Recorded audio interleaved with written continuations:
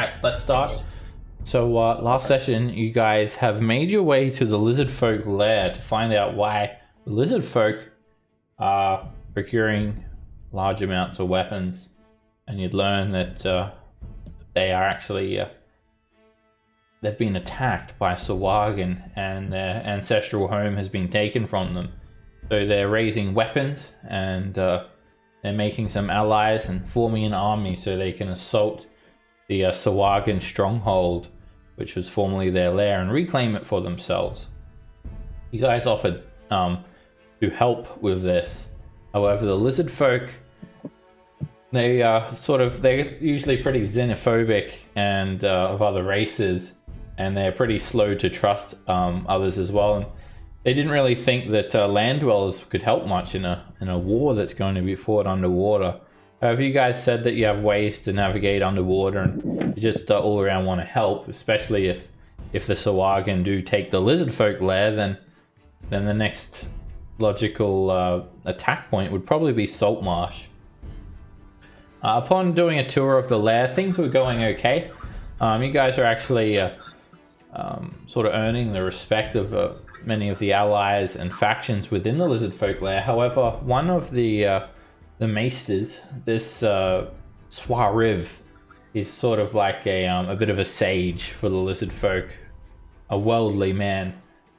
He told you all that if you really want to earn all of the lizard folk's respect quickly, that you could go on this croc hunt. There is a supernatural crocodile named that they call Thousand Teeth that's been terrorizing the lizard folk. The lizard folk, believing that the crocodile is sacred, are unable to do anything about it in the way of hunting it or attacking it.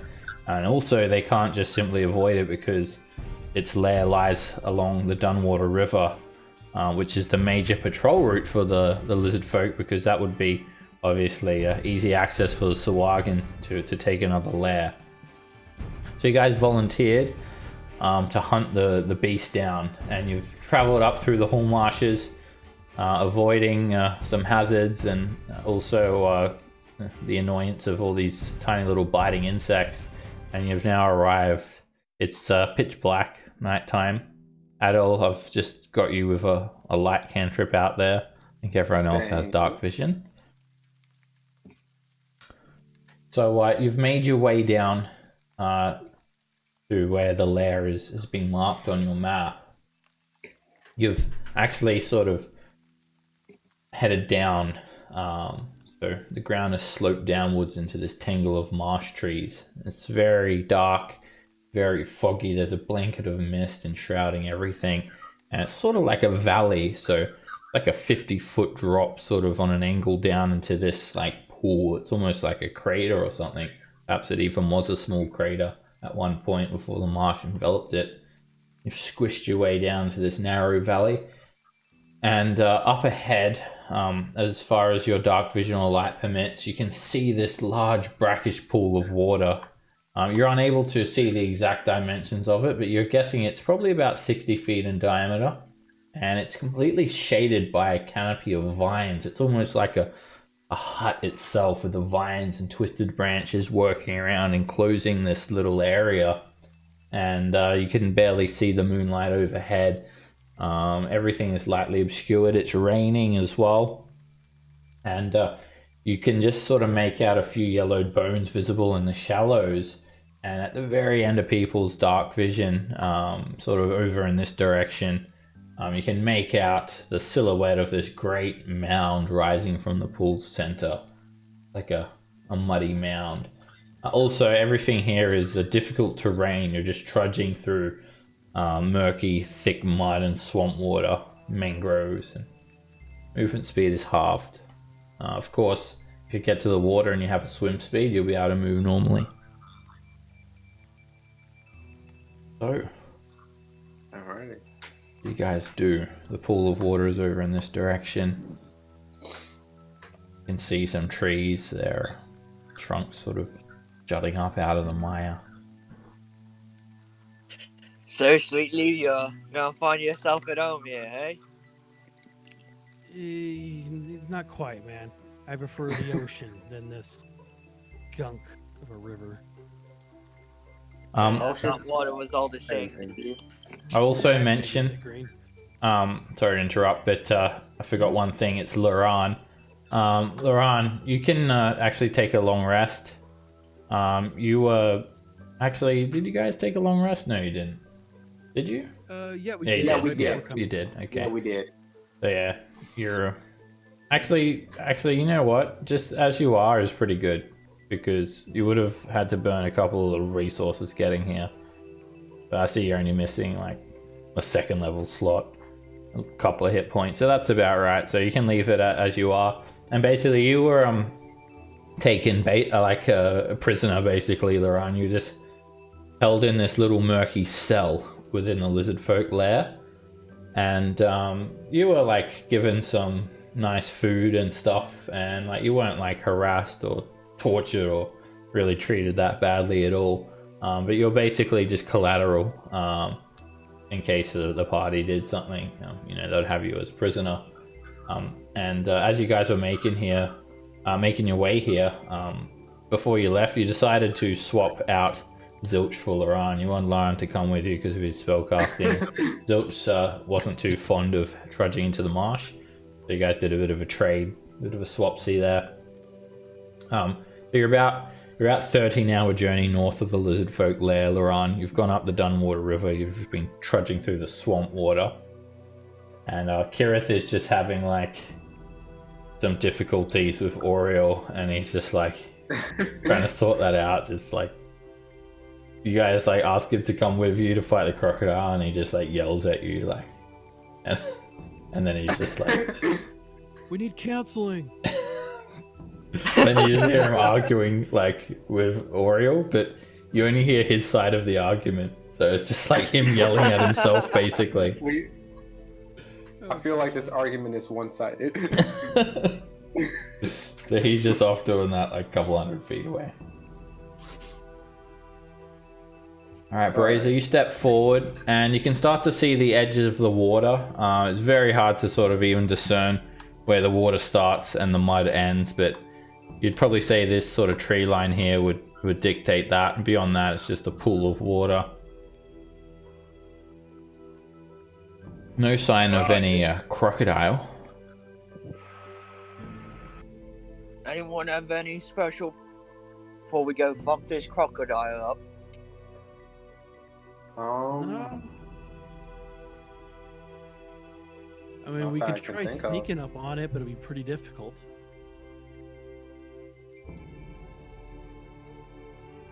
No, I say since we're down 2 men, we try sneaking up on it, try to get the first round.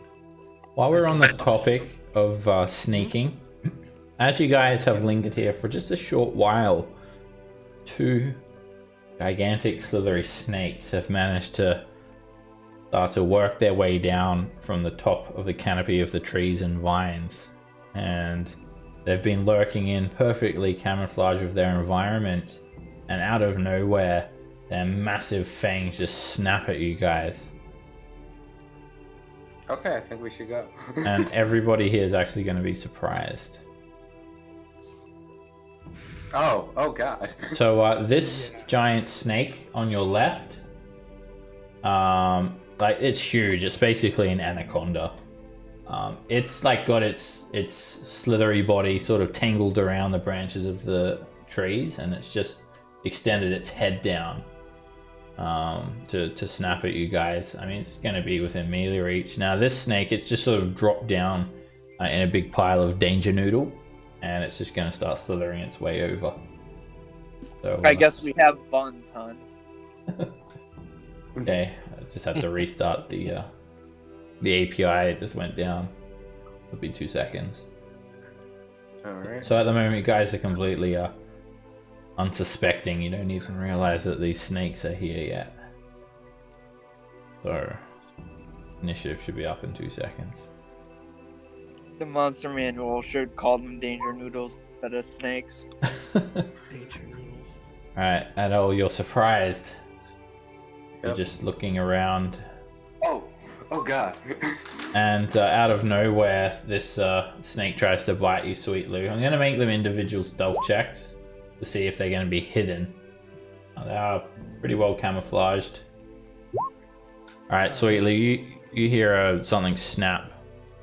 A twig snap as the danger noodle drops down on the ground.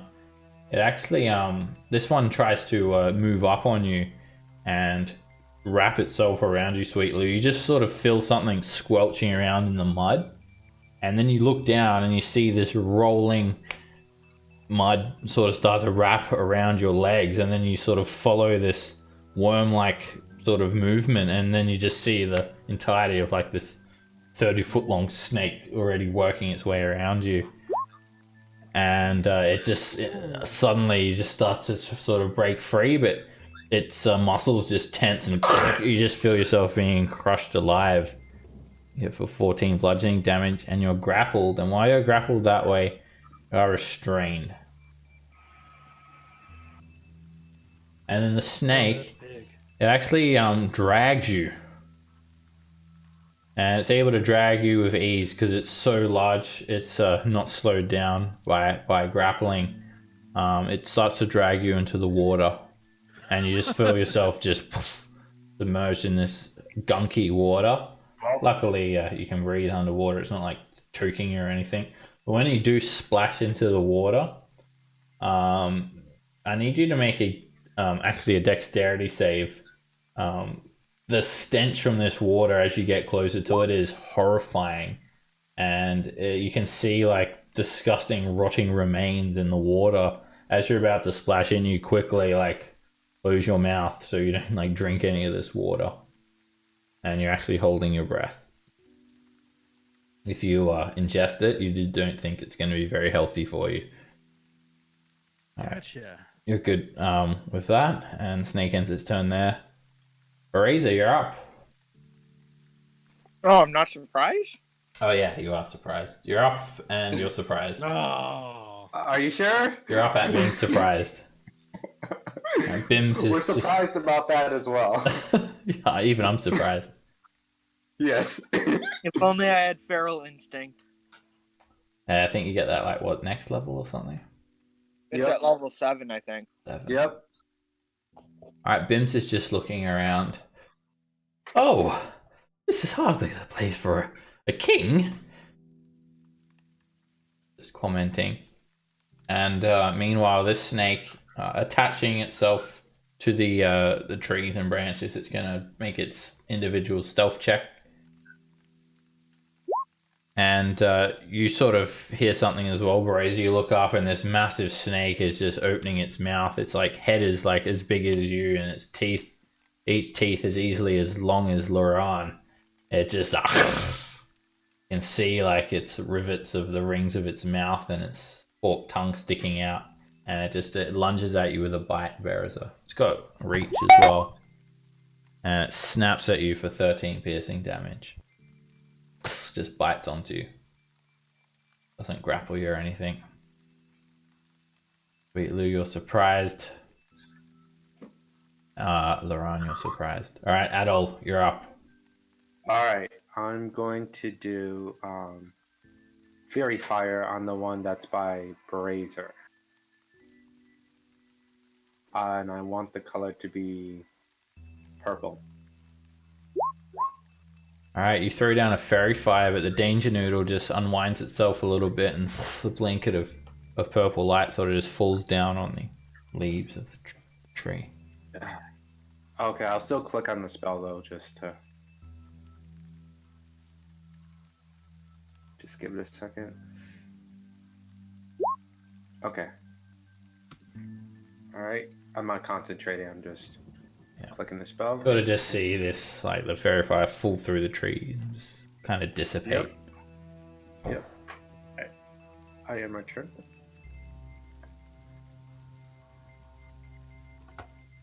Alright, at the end of your turn there, Adol, we're over to this giant snake that's got Sweet Lou, and it sees you struggling and tries to just put an end to that by crushing you some more, Sweet Lou.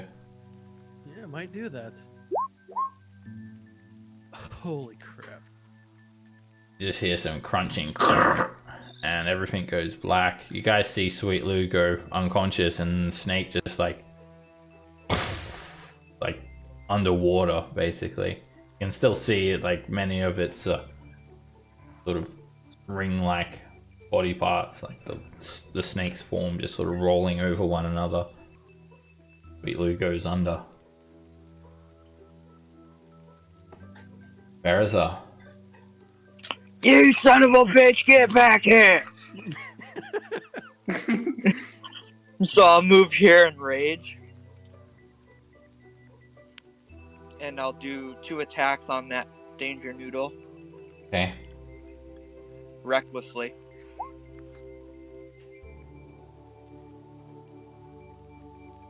Alright, you run in, but your foot just sort of squelches down the mud, and when you swing, you miss.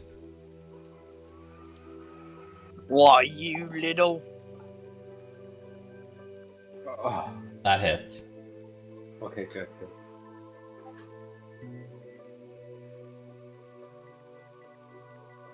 Swing the axe and you cleave into its flesh, cutting a deep wound into the snake's side. It just hisses and retorts. Ah, fuck you!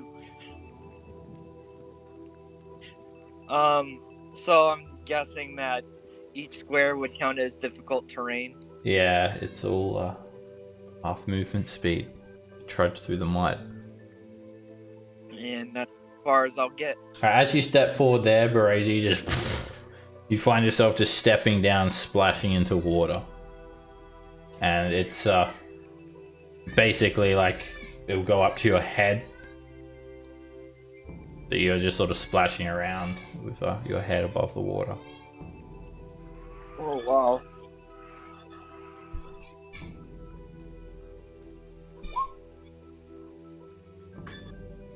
You guys hear the baby? Yeah. Yeah, I was like wondering. I'm like, is it my mic? Let me change my sensitivity a little bit, Brian. Okay, you guys can still hear me, right? Yes. Okay, Bims is going to look around and see Sweet Lou.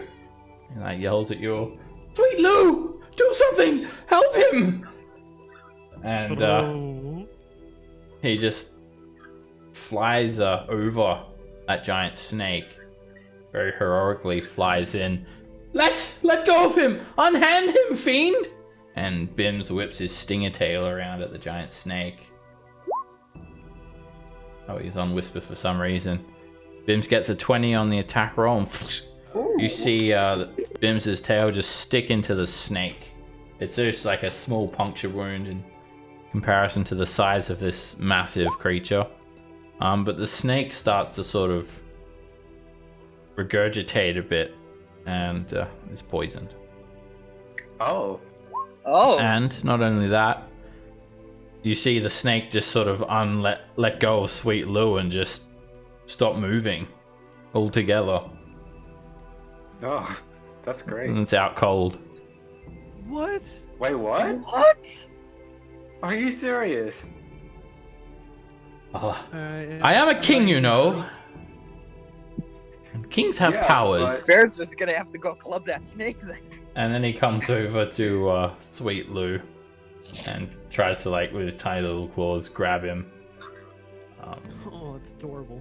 Try and drag him free. Oh my god.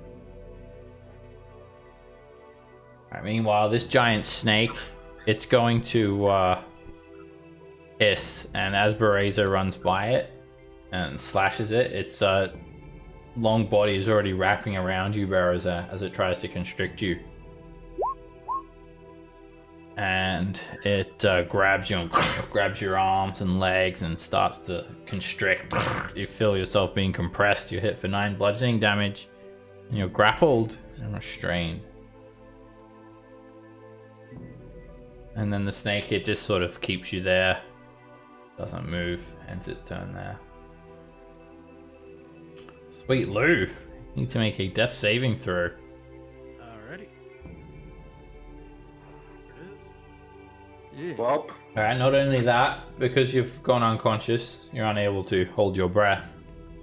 You've taken in some of this rotted water here. You need to make a constitution save against poison. But my corpse water. Yeah, you've had a good spoonful of corpse water, but you're doing okay, even by the fact you're unconscious. Yeah, let's see how the second mouthful goes.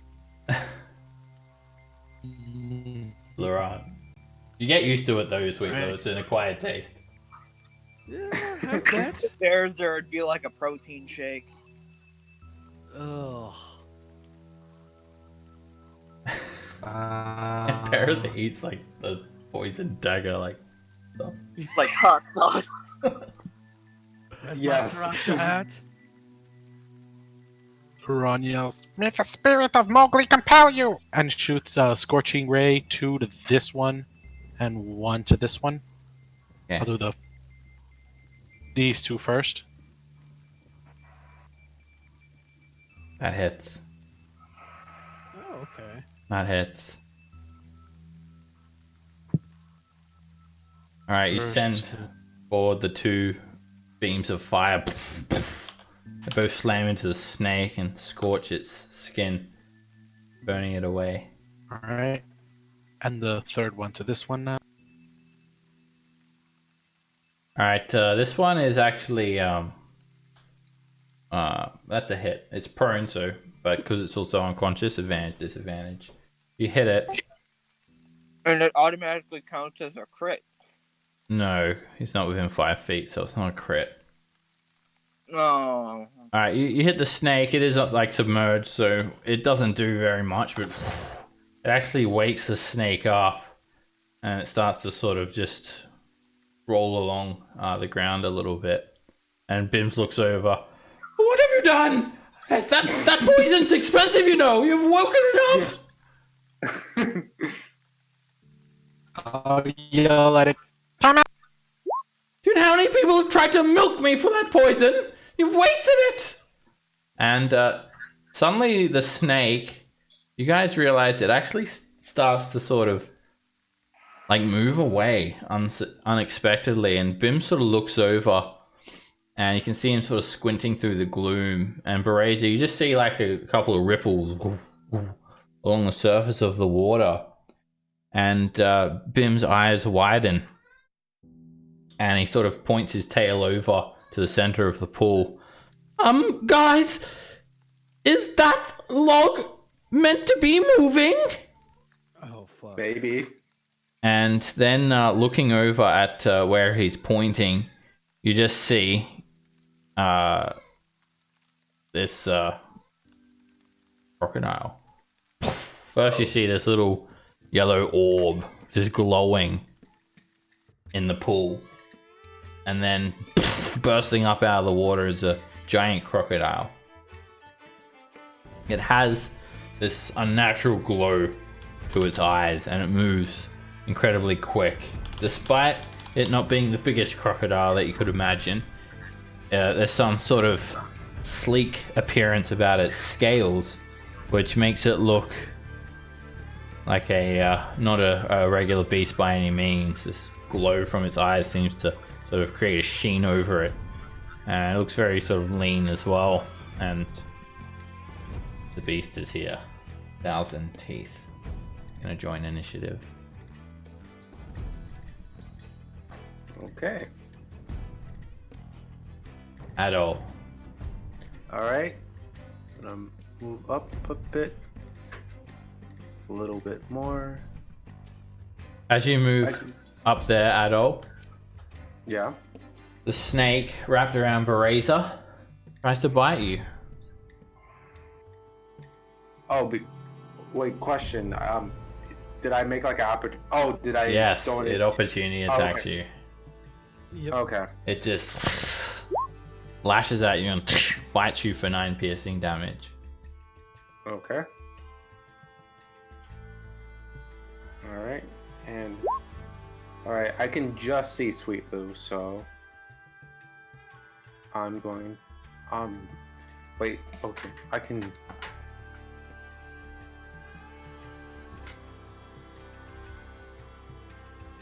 one more. And I can see those two, so I just wanted to get right there. And I will do Healing Word on Sweet Lou.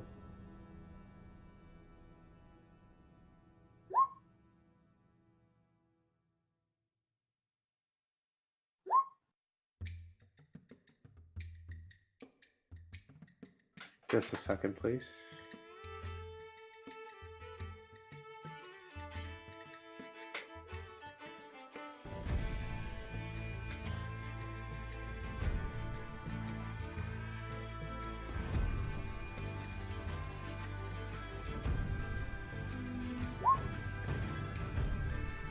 Alright, second level healing word.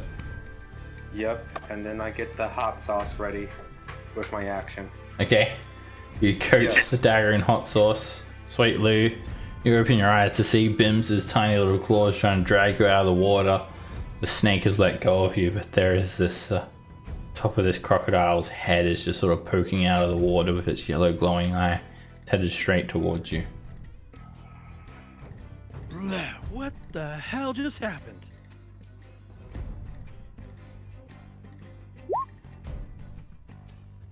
Alright, this snake, it just books it. It starts swimming away as quickly as it can. And it provokes from Sweet Lou and Bims. Bims doesn't attack it. Just swims like as far away as it can get and starts to climb up a tree. Yeah, I'm just gonna keep my reaction. At the end of the snake's turn, Thousand Teeth uses a legendary action.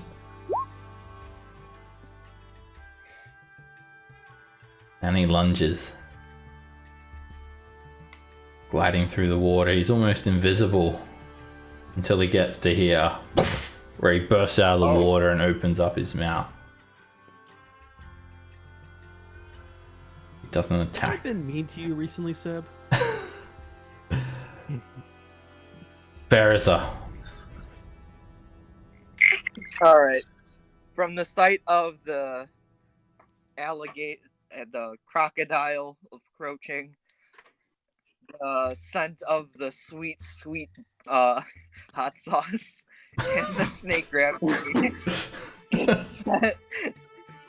it activates a hidden power within. Bereza looks at the crocodile, looks at Adol's dagger. I put that shit on everything! The sweet nectar of God. Alright, go into a frenzy. So I'm gonna recklessly attack the snake that's on me, the danger noodle. Okay, that'll be advantage, disadvantage. 17 hits.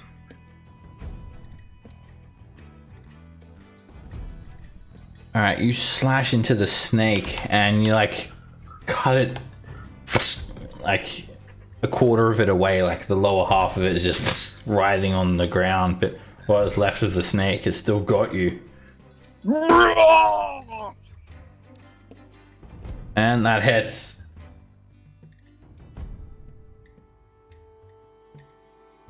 And you just sort of pull the axe up close to your chest and just slice it into like 5 more pieces, and rings of snake just drop onto the ground all around you.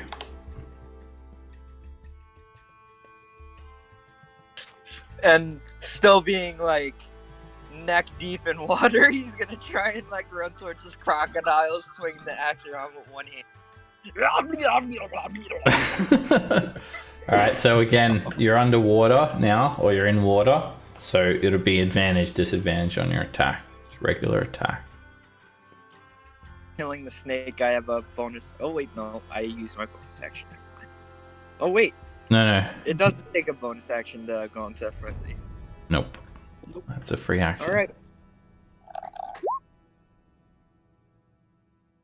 That hits.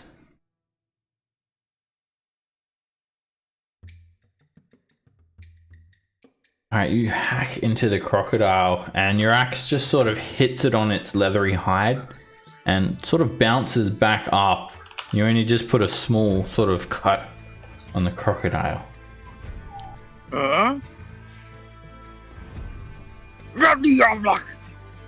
Alright, it has its mouth open and Bims is just like got his little claws together. He's not trying to get Sweet Lou anymore. And he's just like, oh please, please. I shouldn't have lied. Please, God, if you're listening now, I'm not really a king. I'm not really an adventurer. I made it all up just because I wanted friends. And suddenly Thousand Teeth just turns its head and using a legendary action at the end of Razor's turn, instead of devouring Bims with a single bite, it's gonna turn and just try and like rip into you, Razor, and snap onto you with this massive maw. You can see rows and rows of razor sharp teeth, but one tooth is actually missing that you see, and it tries to bite you. You just sort of grab its mighty maw and just wrestle it away. I punch it in the nose. Alright, as you're wrestling with it, it's its turn now. It is just flicking around and just it flicks this tail up at Bims. And Bim's just like he just goes flying and he's like unconscious. Just splashes into the water. And then it tries to bite you again, Bereza. And again, you just keep wrestling with it. And then Thousand Teeth is going to actually just end his turn there. Bims makes a death save. And he's just floating on the surface of the water there, just sleeping.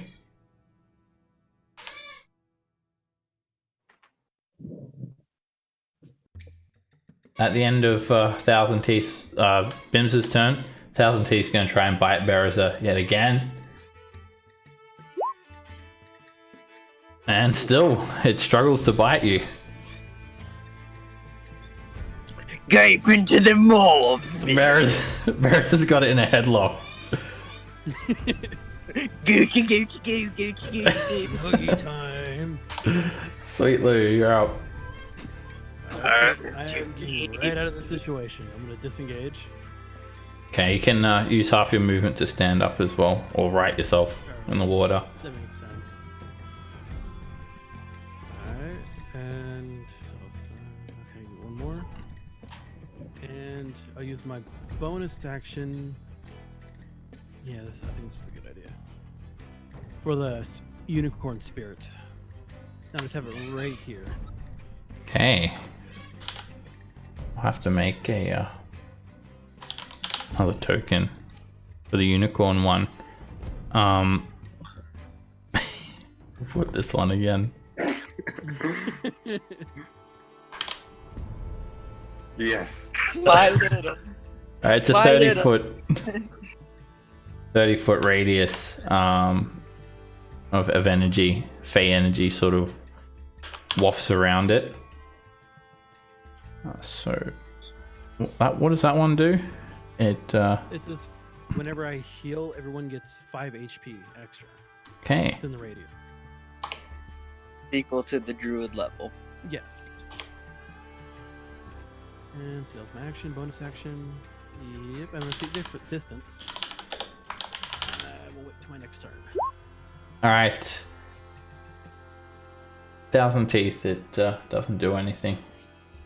Laron, you're up. Bims, I'm coming!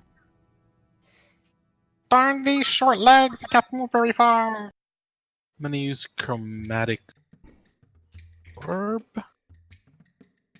at 3rd level lightning damage on this guy. Probably missed. Alright, it screeches over and it ricochets off of it, the back of its hide.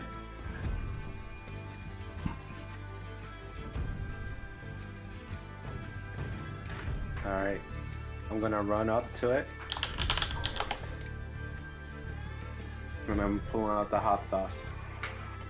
Alright, daggers don't have disadvantage, so in Great. water, so you're good. Bear's mouth starts to drool as it like as the drool like goes into the crocodile's eye. It's great. Alright. Come on.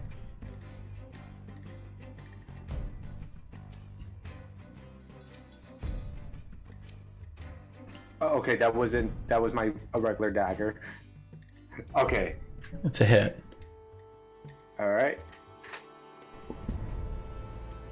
As you run forward as well, Adele, you find yourself splashing into water here. And you stab it into Thousand Teeth, and it makes a con save against the poison. The DC is 15. Alright, it makes the save. And let me just read this. Alright, it's no damage on a success. Alright, you stab it and just sort of lightly pierce into the Thousand Teeth side. Okay, and then I'm going to use defensive flourish. Okay. And that's 6 piercing, and my AC is 23 now. Alright, you then, as you've stabbed it in, you rip the dagger up, slashing it some more, and you just hold that dagger in a defensive manner. Yep, and then I'm gonna hit it with my short sword. That hits.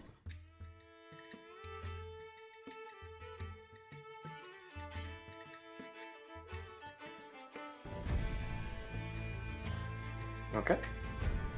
Alright, you stab forward with your other hand, just driving the short sword into this beast. To its side. And I will end my turn. Alright, this snake is just gone now. And at the end of your turn there, Adol, Thousand Teeth is actually going to... He's not even going to do anything. Berazar. Can I like hop on the top of the back of the crocodile? It's too strong for that. I mean, you could try and grapple it if you want. But no, if you try to like jump onto it, it's just thrashing around, just throws you straight off. Unless you like use your action or something for that. I mean, it sounds like a very Bearzer thing to just wrestle this crocodile now. But I'm just gonna keep slashing at it. Recklessly too. So it's normal.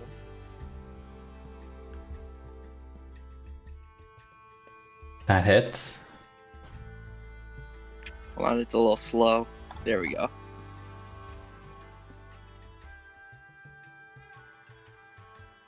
Alright, you heave the axe into it. And still the gigantic beast is only barely staggering. Swing again, but this time it sort of just thrashes its body around and knocks you off course without attack. I'll move into you when I'm done with you. Ooh. It's a crit. Oh!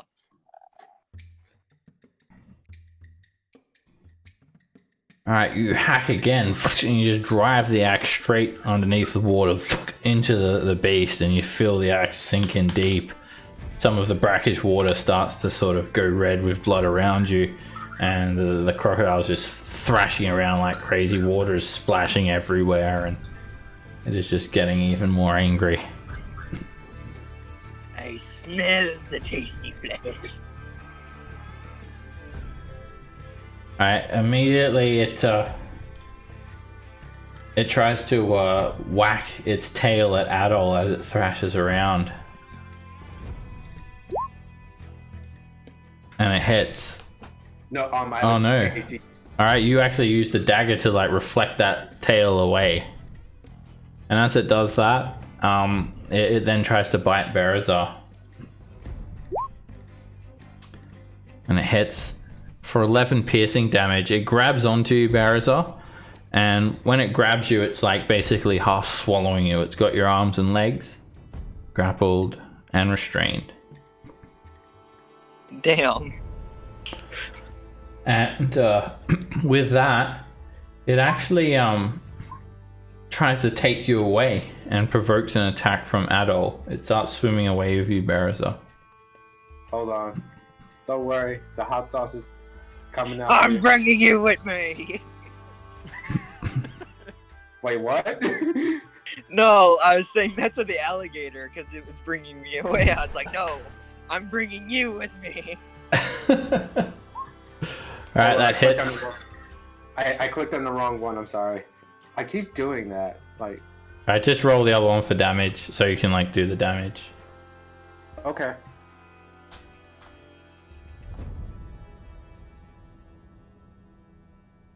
Alright, again, Thousand Teeth makes a con save. Alright, when you slash the crocodile, you only just catch it. And the poison does not seem to really affect it. It used a legendary resistance to make that save. What? No one can resist this hot sauce. It's amazing. As it's dragging me away, I'm just like punching it in the mouth, like, no, no, no, no. Alright, it ends its turn there. Meanwhile, Bims is still just floating on the surface of this water. This is fine. And at the end of Bim's turn, Thousand Teeth is going to just do a death roll. As it's like got you, Bereza, it just flipped its whole body. It starts to spin, trying to rip off chunks of flesh with the tip of its teeth. And it just sort of takes a small chunk out of you for 6 piercing damage. As it's like spinning me around, you just hear, ah, ah, ah. Alright, Sweet Lou.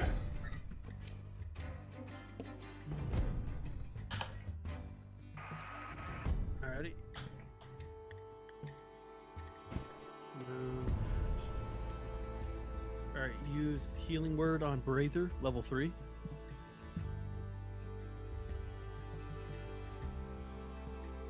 And everyone within the circle gets 5 hit points if you need it. Ooh, damn. Alright, Bims Hi. opens his eyes. I did it! Yeah, you did well, man. I owe you some money after this. And against a crocodile, so I still have my action. I just give him a frostbite. I think I was delirious. I may have said some things that were untrue. It's this water. It's making me sick. Has Bims noticed me just, ah, ah. Not really. And alright, Sweet Lou, you sheath the crocodile with ice, and as it's fully wrapped up in this like icy coffin, it just all shatters away. And again, he used a legendary resistance to succeed. Some bear. Has this like unnatural sort of resilience about him. And he's gonna just drag Bereza as a legendary action. He just sort of drags him another 10 feet away. Laron. Bims, you're alive! I tried to get to you, but I have short legs. He looks up at you. Oh, thank you, Unicorn of Doom. I looks over at the unicorn instead, thinking that the unicorn's speaking to him. I could just barely see him, so I'm gonna mill meteors. Alright, 6 meteors start to orbit you. As they flow around, you send one flying over. Thousand Teeth tries to dodge out of the way. It hits him, and there's a small explosion. I imagine you're doing it like so, obviously it doesn't hit Bereza. Right. And then you've got, you can shoot 2, right? When you cast a spell. Yes, you can spend 1 or 2 of them. Yes, I'm doing 2 of them. Do you want me to do another one? Yep. It's a separate damage for each one. Alright, again, Thousand Teeth tries to duck out of the way of this. He does. And only a little bit of fire sort of gets him.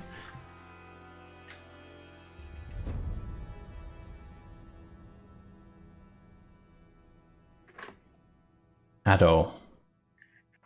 gonna go chasing after Brazier. Do you have a swim speed? Yes, I have the Mariner's armor on. Alright, you're able to move your full speed then. It's all swimming here. All brackish water.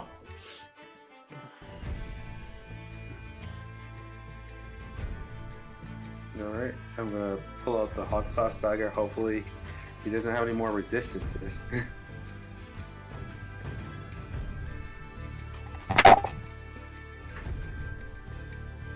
Alright, quick burst of energy. You just swim straight over to Bereza. You see Bereza's like a tumble dry, just you twist it around in the water. That hits. Alright. And this time you stab Thousand Teeth right in the back of the head. Dagger goes straight in. And suddenly its eyes start to widen. And this foam starts to come out of its mouth. And as Bereza is being tossed around, the poison has just gone throughout Thousand Teeth's system instantly and turned the foam into the sweet, delicious taste of hot sauce that Bereza knows. So he's just sort of bathing in these hot sauce flavored bubbles. And it goes from Thousand Teeth eating Bereza to Bereza eating Thousand Teeth. Like, as that happens, it just Bearzer immediately starts eating Thousand Teeth. Alright, you guys get 1,000 XP each. Oh, we're definitely level 6 now. Alright, and we're actually going to fade to black here at the end of this. And we're going to go over to Saltmarsh. Oh, Okay. man. You guys will be able to level up to level 6, so you can do it like maybe in the break or at the end of the session. Okay. But we'll just How go much over to, XP do we have? I think it's like 13,000 or something. But you guys will definitely be level 6, Mike. It's 14,000. Level 6. Yeah, I think you're a little bit short, but you'll be level 6 anyway at the end of this. No, we're at 14,707 on mine. Okay. My character. Alright, so meanwhile, while that's happening, we've got other group of adventurers over in Saltmarsh. We're gonna go over there, see what they're doing.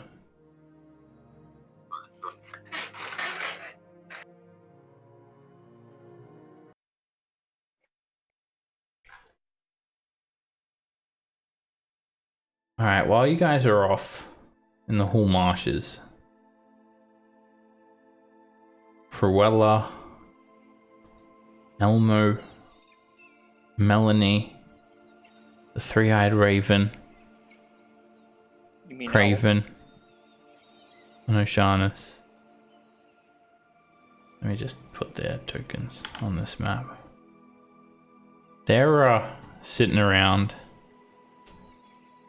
the empty net. So, Raven, you've got control already. Yep. Sweet Lou. Bearers, are you going to take control of Fruella?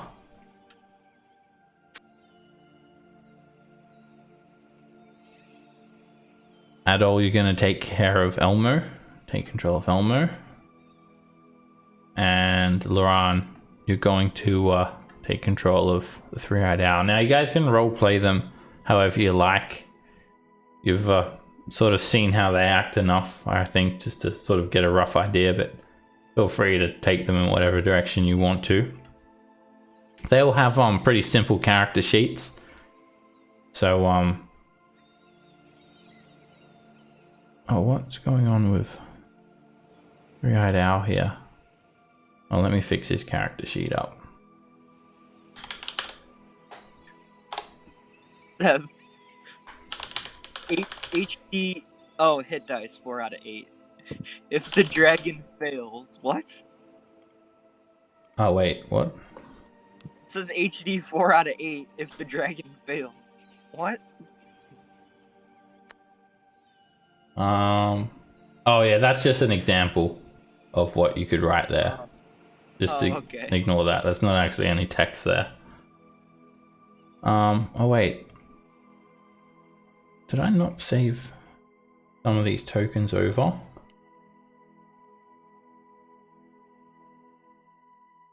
Oh, because I had updated their abilities. It looks like I didn't save some of them. Oh, Jesus. Let me see what's going on with Fruella there. Oh, hello. I use random text. I gave Fruella a... So while you guys have been... Let me just fix up Fruella. So while you guys have been doing these other adventurers, there we go. I'm just gonna fix Fruella's sheet up. These other characters here, they've been actually doing some training of their own. Oh, what's going on with Fruella's? Okay. Just like a period for her attack. Alright, I updated their tokens, but I must have forgot to save them because I gave them slightly more powerful abilities and sheets just to represent them sort of leveling up and stuff or getting stronger and doing some training in the background. So We can take like a 5 or 10 minute break so you can adjust whatever. no, I got it fixed up. It was literally just like Fruella's sheet that was wrong. Yeah, it's not letting me select Fruella's token now. All right, now try. Close her sheet and reopen it. Frozen. Oh, close the sheet. Yeah, I'm reopen it. All right, I think it was just Fruella's that didn't save properly. Anyway, all right, so well, what the hell was that? Okay, so as you guys go over, we go to the empty net here. Everyone's been doing a bit of their training, some light questing and whatnot. I'll just explain what people have been doing. So we'll start off with Craven. He actually what level is he? 5? Yep, good. All right, he's still level 5. Something happened, like he went over to these standing stones, number 30 on this map, and like that was like the last time anyone saw him was like he was headed over there, and then like he just randomly appeared one day in the empty net, and Melanie, Elmo, everyone else, they sort of just looked over, and he just walks in, like completely soaking wet, and he just came and like sat down at one of the tables, and he would not tell anyone what he's been doing, why he's soaking wet. It's a little bit sort of unnerving, but I mean, he's Craven, so everyone just sort of thought he was just being a bit weird, I guess. And he actually learned suddenly how to heal, and he's actually finally became a cleric. You guys have no idea where he got these powers from, but Wow. all of a sudden he's a cleric. Laron, the three-eyed owl. Did I not fix his sheet up again? What's going on here? Yeah, plus it's not letting me select Fruella again. And I've refreshed roll 20. I'll see if I... Okay, I'll fix that up. I got it. Okay, it's just Fruella's sheet is like messing up for some reason. I don't know why it's not saving. Anyway, while I'm fixing that up, I'll just explain to you guys. So I'll keep on explaining. So all right, the three-eyed owl, while he was helping out around town, he decided to help Crag, the gravedigger, with some organizing in Eleander's library. And he uncovered this scroll. it was sort of tucked in between a couple of books. Nothing that was too suspect. But as he started reading this scroll, he learned that it was called the Nether Scroll. Apparently this is one of 50 such scrolls. And when he read it, it just, he found that the scroll was like imbued with powerful magic. And as he was reading it, he was just like learning all of this powerful magic like instantly, without any training, without any sort of practicing spells, just became empowered. And he's like learned like 5th level spells like overnight basically. He's learned from 1st to 5th level spells. Learned all these overnight. And then Adol's not here, so I won't bother explaining to him just yet what Elmo's been doing. And then yeah, Fruella, she's been sort of practicing this ancient orcish sort of fighting style, taking a little bit from this what she'd learned like from her ancestry, and a little bit from Bereza. So she's learned how to like actually become a fierce commander. She's gained a couple of abilities here. She's been learning how to use a longsword, and she's actually able to command other people as well. It says up to 3 allied orcs, but she can use that on other people, not just orcs. She's got that command ability there. And she's also learned how to do reckless attacks like Bereza, but has not mastered the art of raging. I thought I gave her a great axe. She can use that, but she's been practicing with a longsword. Ah, okay. So she can use a great axe if you want. It's up to you if you want to re-equip her. Yeah, Elmo's basically just been practicing with a bow. He's still a 2-weapon fighter, but he's been doing some bow training in the area. Alright, so... Oh, no. Sorry, Seb, I cannot select the 3 outs token, and when I click on him on the NPC mounts folder, I think I get... Okay, let me fix that up. I don't know why it's changed. Okay. Alright, you know what? Maybe we'll take a 10-minute break now. Also, Adol's not here, so we need to wait for him to get back. And I'll try and fix up these character sheets, see what went wrong, why they're not saving for some reason. Oh, okay. Could I change Fruella's weapon to a great axe too? Sure. She is specialized in the longsword though, so she gets extra damage if she uses a longsword. She does 2d10. Yeah, she's been practicing the way of Ilneval. It's an orcish deity. Ooh. Alright, well, waiting for Adol to get back. I'm going to see why these character sheets are not saving correctly. And I'll see you guys back in 10 minutes.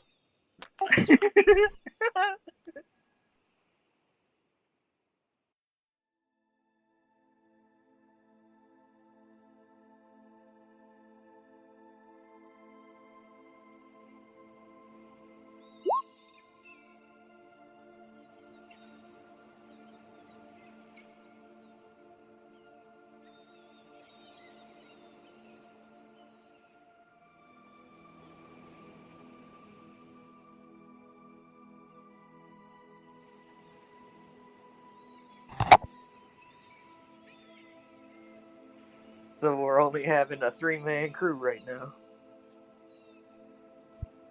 For now. I wonder what happened with Adol.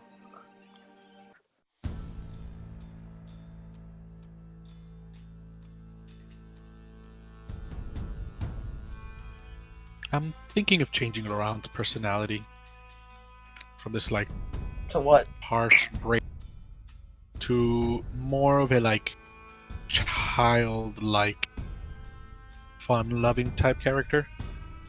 Oh, okay. Like he's a child at heart.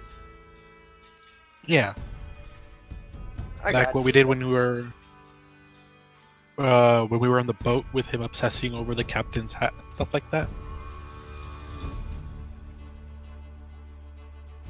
I kind of Still want wants to to search learn. for ancient magic. I kind of want to learn what technique Ferrola did. That sounds really badass.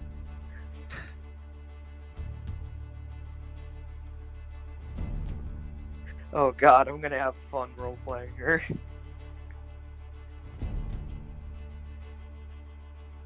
Alright, break. I'll level up Laurent. Sure, I'll do that with Bearser too. Why not?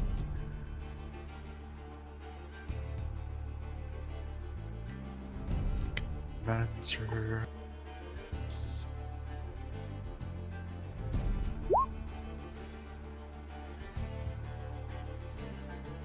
Ooh, Mindless Rage. I love that one.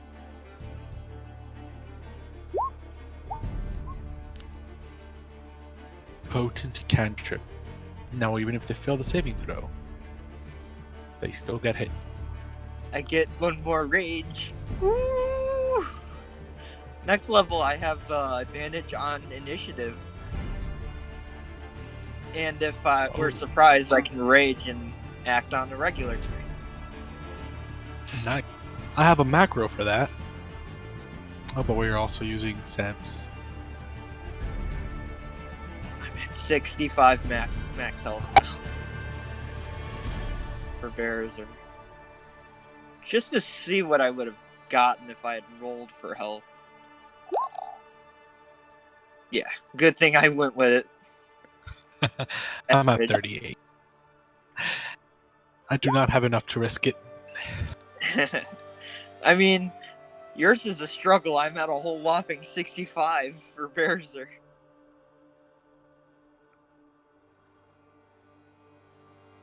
I think I'm at one rage left. But, how have you been doing, Laurent, besides, the whole weather situation down there? Pretty good. Insanely tired, but pretty good. I've been the same way, but that's because it's college.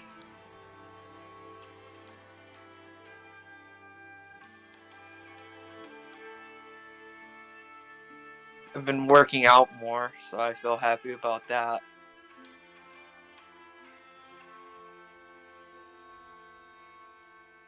Yeah, I've been trying to work out, but not been going well. I did pretty good for my first workout session yesterday.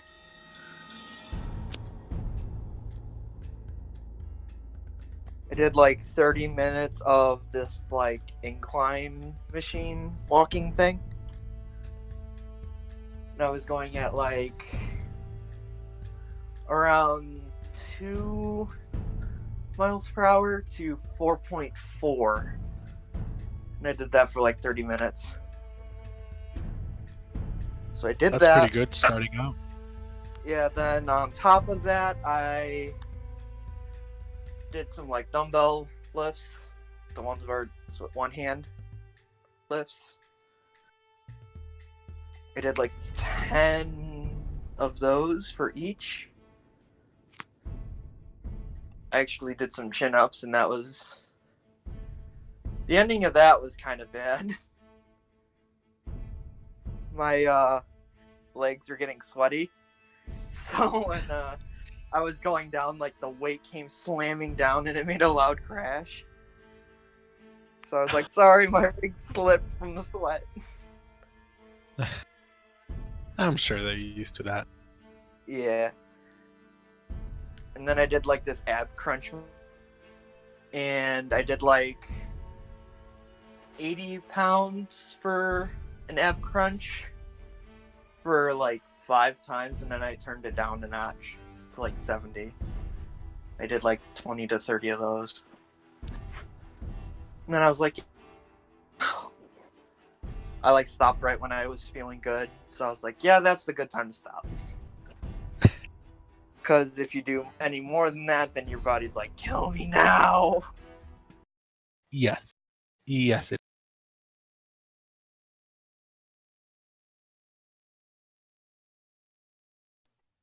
But another cool thing is that my girlfriend actually had some weightlifting stuff that her dad never uses anymore, so now I have it.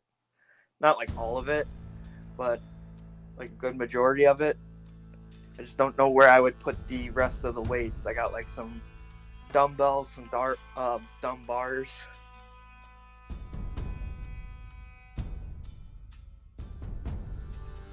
That's So nice.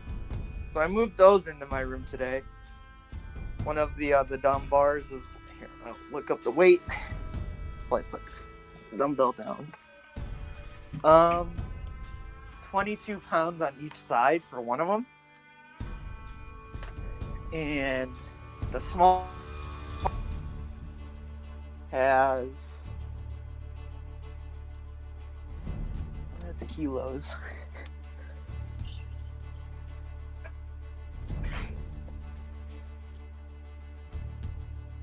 14.3 on each side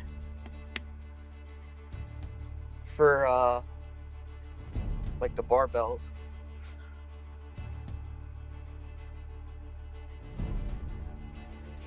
I'm able to lift them decently enough. I'm sure once I do, be like, yeah. The workout just moved them into place. Yeah.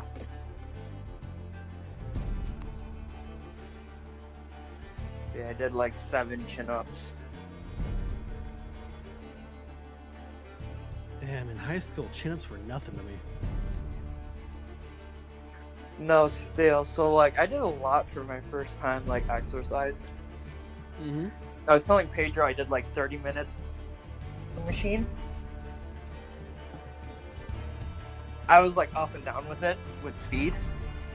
So it was like 2 miles per hour to like 4.4, and I did that for like 30 minutes. You were measuring your speed on it? Oh, that's a new one. It automatically measured the speed, the time, all that. Huh. It even measured your heart rate when you put your hands on a certain spot. Yeah, it's a good thing. Hey guys. Alright, so I think I fixed it. I think what might have happened is I updated everyone's character sheets and then got rid of the updated ones instead of got rid of... Oh. So just for a couple of... I think it was just for Pharrella and the Three-Eyed Owl. Everyone else is fine though. No adult back yet, so... Damn. Hopefully he'll be back soon. He just said be right back, so... That was like 20 minutes ago. Alright, well, we're gonna just get continuing on here. Alright, so as these characters are sitting around the empty net, obviously Melanie and Oshanis are not gonna tag along for this mission. So I've sort of explained briefly what these characters have been doing, and suddenly this messenger boy runs up to the table as you guys sit around the empty net, and he looks up at you all, looks up at Pharrella. Are you Pharrella, Mom? Yes, I am Pharrella. Very good. Oh, I've got this letter, Mom. It's from Elianda Fireborn. Who? Elianda, Captain of the Guard, Mom. And he hands it off to you, Pharrella, and you realize you can't read. What does it say? I'm not sure, Mom. And it was rolled up in a canister with a royal seal on it. So you sort of break the seal and he just goes on his way. Oh, Can someone read it for me? one other thing, Mom. Under Saltmarsh, he wants to see you, Mom. I was told to tell you. You and all of your friends here. Okay.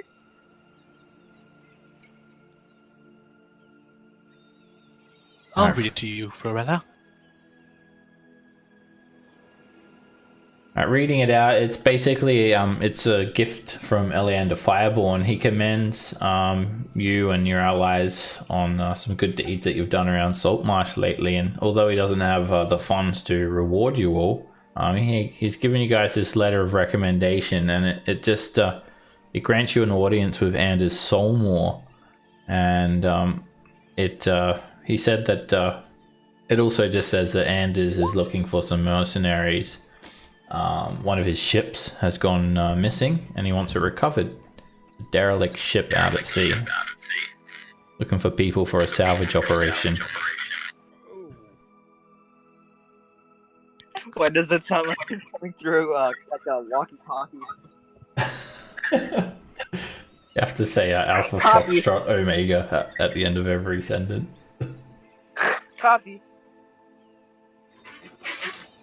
Alright, so Did I miss?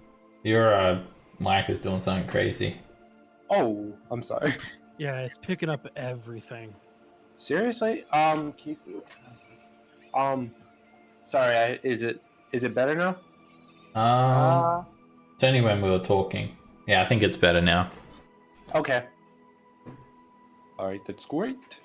Let's get moving.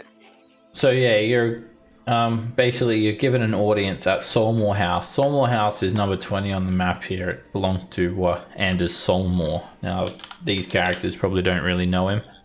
You guys are familiar with him slightly. This is Anders Solmore from the council. The whiny. Oh, this little fucker. Oh my god. All right. It's not bad. So you guys head over there, I presume. Oh yeah. Yeah. Oh, yup. You sound like Goofy. Yup.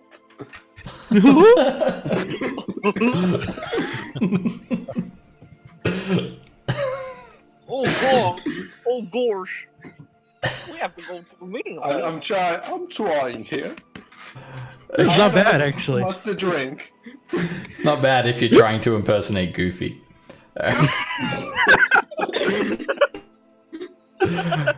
Okay, I have to watch a lot of Goofy to practice for Alma, okay? Alright, you guys head over to Solmore House. So as you head there, I mean, usually you wouldn't be allowed like anywhere near these grounds because unless you've got an audience or something, then you just simply won't get into the gates of the building. So Solmore House, it's a grand estate consisting of many different buildings, a very modest complex. The entire complex is surrounded by a large 12-foot high wall of stone, and the very largest mansion in the center of these buildings is where you guys are going. There are smaller buildings around that probably house servants and employees of the family's trading fleet, and other warehouses and secure storage areas. There are dozens of guards crawling all over the grounds here, and as you head up to the front gate, you guys just see, well, I better actually fix up sight as well. It's something else I forgot to save with when I didn't accidentally deleted these updated tokens for your characters. So anyway, you head up to the entrance and you see this lattice work gate. It's quite a fine looking gate, and it simply has the family crest sort of worked into the lattice work. It's an A and an S sort of mangled together with a bit of a streak through it. And there are two guards standing out the front of it, and they sort of just eyeball you guys. And when they see you all standing around sort of near the entrance, one of them just sort of yells, "Keep on walking, rabble." All right. Don't we have to see the meeting? Why does it make her Yes, sound like Miss Vicky?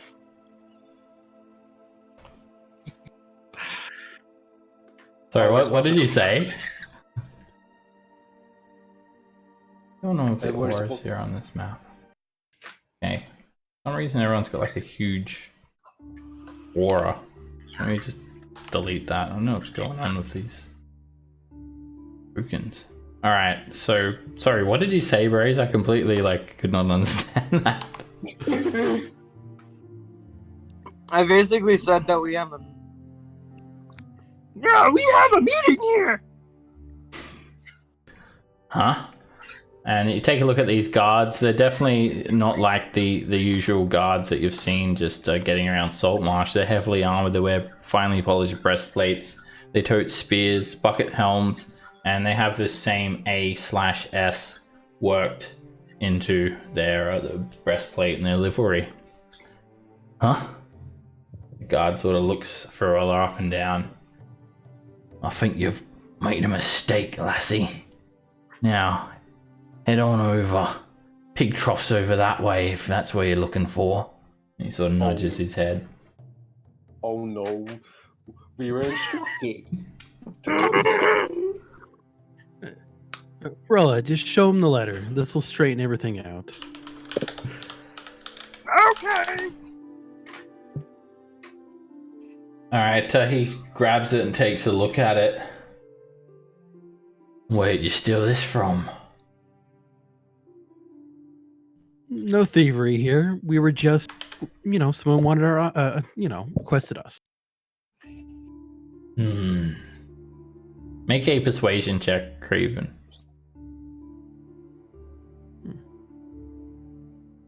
This is obviously the gates of the building. You can see a guard and This is why. Oh my god, cleric, why are you doing the talking? this is the outer wall. This is a very finely paved part of Saltmarsh. In fact, it's like more well maintained than anything you've seen so far. And the guard sort of looks at you, and he takes the letter, and he sort of scrunches it up a little bit, and then he just throws it on the ground. Sorry, I can't read that. That was uncalled for, but all right. I'll just And, pick up the letter. Suddenly, you see a familiar face appear from beyond the gate. As you look in, you see Scarin Wavechaser, the silver-haired advisor to Anders Solmore. Oh, the sketchy guy. And he sort of looks over to the guard. I'll have you know that littering is a crime. You're planning to pick that up, are you not? And the guard sort of looks over his shoulder. These are ones they're prowling around here, saying they want to get to Anders Solmore. Yes, they are. I sent for them. Shall I inform Anders that you have turned away potential mercenaries and caused him to lose one of his most valuable prizes, worth hundreds of thousands of gold pieces? That's a lot more than your life is worth. My lord, I was just trying to keep the ground safe. Well, you're doing well so far, up until this point. Now, you are dismissed. Take off your livery and get the hell out. You're fired. Yeah, of course.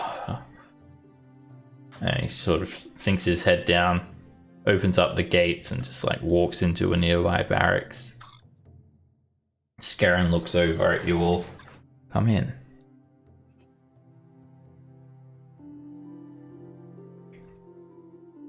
You see a very finely tended pathway and garden. There is a duck pond. You see some servants, a nearby attached guardhouse.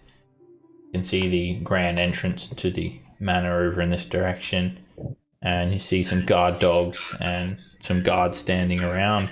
You also see this half-orc who has sort of a... Sorry, Adol, can you go and push the talk, please? Oh, is it loud? Yeah. It's echoing. Yeah, echoing. Oh. So, yeah, he you can sort of see he stands out, this half-orc, because he's very well dressed. He's wearing fine, noble clothing, but his face is sort of busted up, tusks sort of jutting out of his jaw, and he's got like a wicked scar over his mouth. So this makes him stand out among everyone else standing here, apart from his like 8-foot tall size. And yeah, the only half-orc apart from Fruella. Scarron just sort of takes you guys towards the entrance of the house, which is over in this direction. And this half-orc sort of just stomps over. Hey! What about my master's request? You can't just walk off and leave me here. The half-orc says. Oh, I apologize. I have already got some mercenaries on behalf of Lord Saltmarsh. You see, I've made arrangements for the retrieval of this ship. I've been making these arrangements for close to a 10-day now, says the half-orc. I've already told you. Well, that belongs to my master, Lord Albrecht, and we've got proof. And I demand a meeting with Mr. Saltmarsh, Lord Saltmarsh, because, well, we should rightfully claim the possessions of the Emperor of the Waves. Yes. One of my men will tend to you, and when Anders Saltmarsh is ready to speak to you, I'll come and fetch you.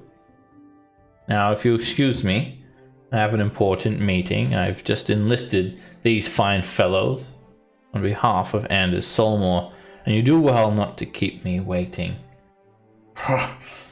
He sort of snarls. That's my ship! That belongs to my lord! We'll get down to the bottom of this, don't worry. Come. I apologize about the brashness of that man, claiming that one of Lord Anders' ships is actually his. Can you believe it? He pushes open the front doors. It's a nice 12-foot high, finely polished set of lacquer doors, and you head into a dining area.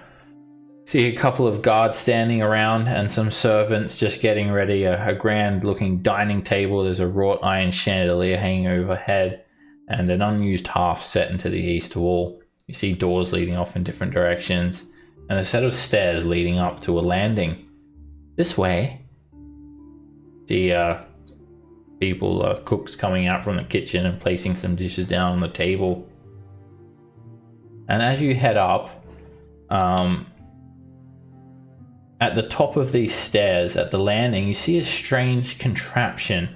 It's like a arched wooden case, and it has a circular disc set into the top of it. It has hands, these like long hands pointing at a variety of different numbers that are working their way around in clockwise directions from 1 to 12. And the hands seem to be pointing to something. It looks like some sort of crazy gnomish invention. And as a couple of you take note of it, he sort of says, this is a clock. A fine invention from a distant land. And he takes you up to the top of the landing, sort of turns to the left. You see a fine rug displayed on the floor here. And a bedroom with some doors ajar. As you're walking by, Elmo, you spot a small trash can in the corner with some burnt bits of paper in it.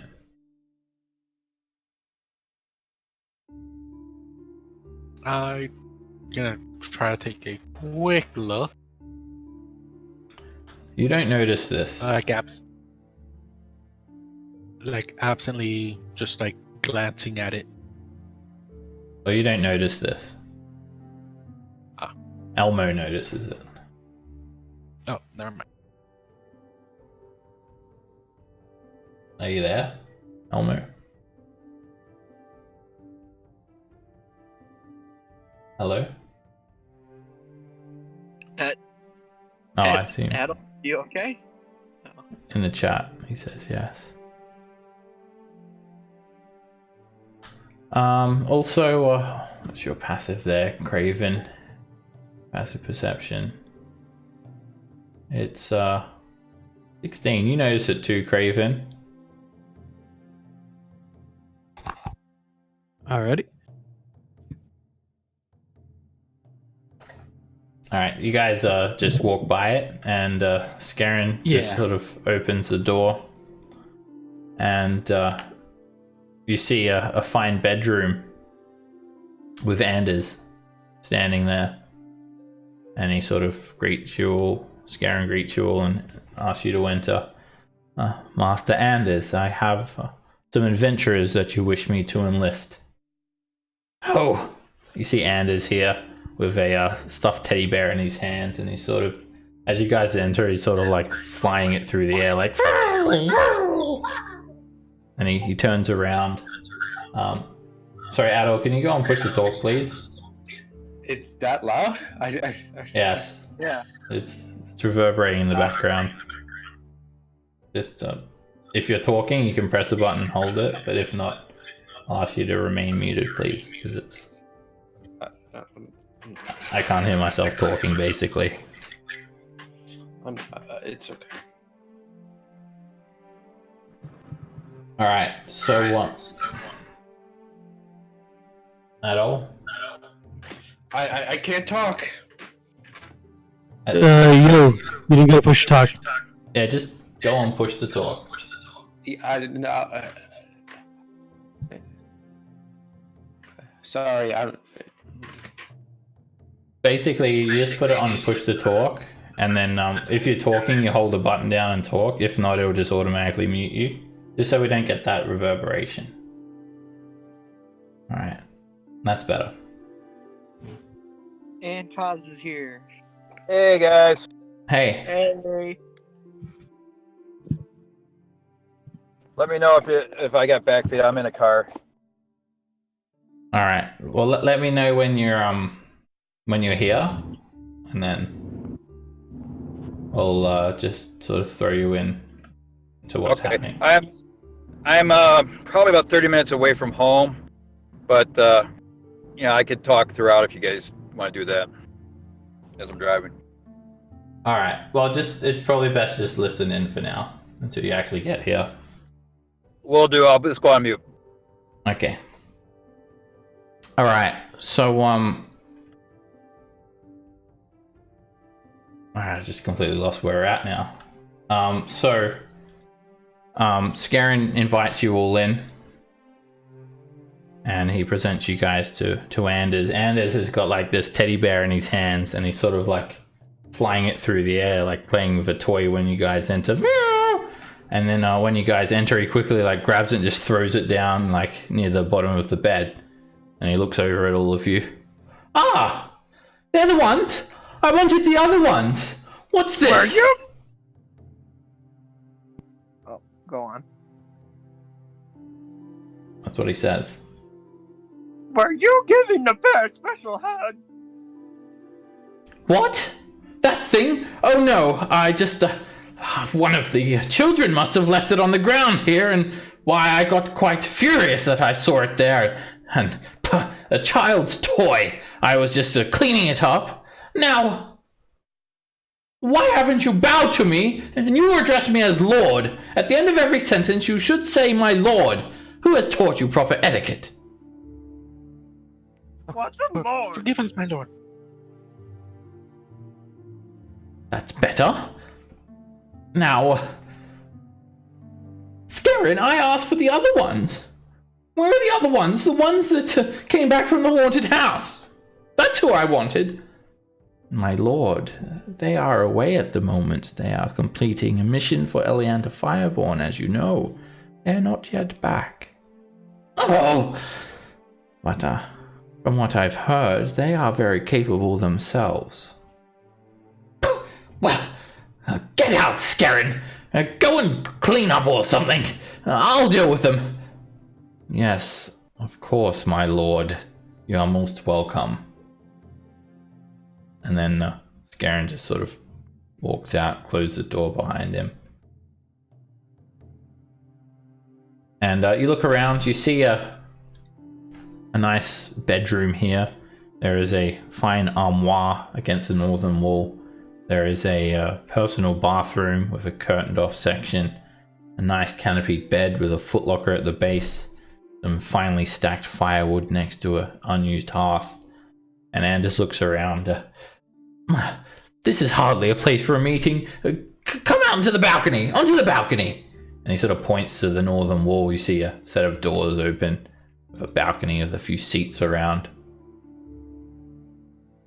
He sits down on one of the seats.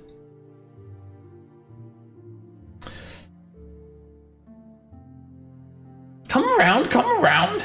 And as you sort of sit here and stand here, you look over to see a view of the grounds, and you see this half-orc looking quite impatiently up at you guys from below. And he looks over. So, you rule the mercenaries then?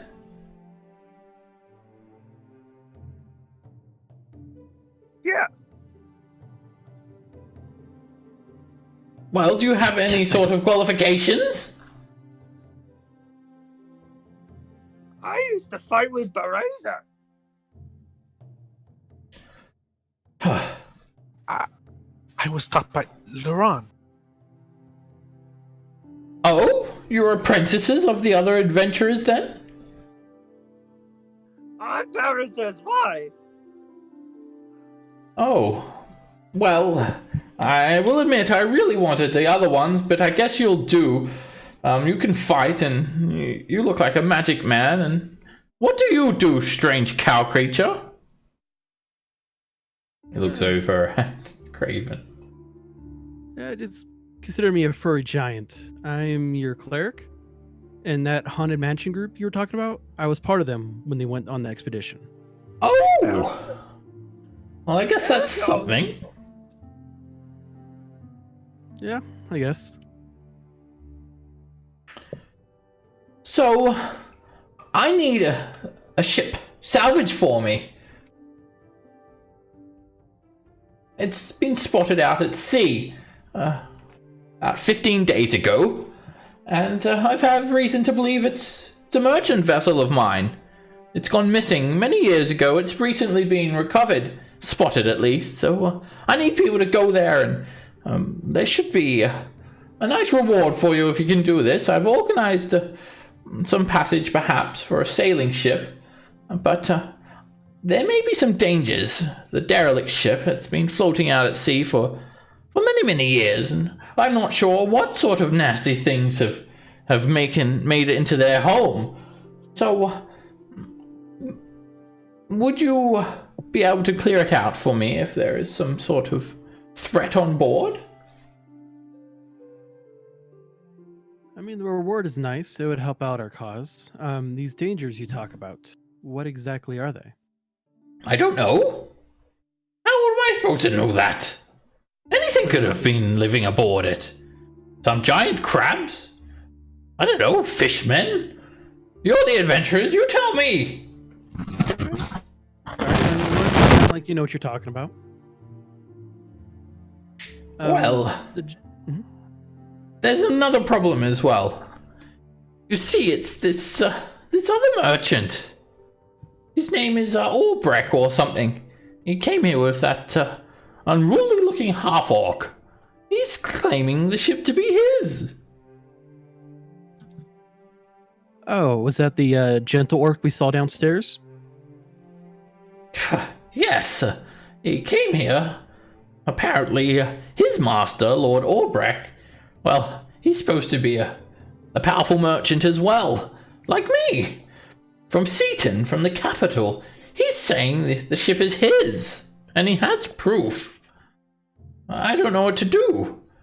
As far as I'm concerned, well, merchant vessels, they belong to my family, and I've been having trouble tracking down records of exactly who the ship belongs to. But if it is a derelict and it's out at sea, it's fair game. Maritime laws and all that. I just want to make sure if we do this, this is legal. What? Of course. What do you think I am? Some sort of criminal? Can I check that? Sure. Dude, yeah, I'm just curious on him. So this guy is like probably the wealthiest person in town. He's the head of a lucrative merchant operation. And he looks like quite offended that you'd suggest that it's not legal. And you don't sense that he's lying. And he just looks so angry at you. I feel offended that you'd even think that I would do Sorry, some sort young of lord. illegal operation. That's a crime, I'll have you know, for even suggesting that. Again, I'm sorry, young lord. I've been around for a while, and I've noticed power and money corrupts young minds. But I guess you aren't one of them. So again, I apologize for my actions. My family has monopolized trade in this town for as long as anyone can even fathom.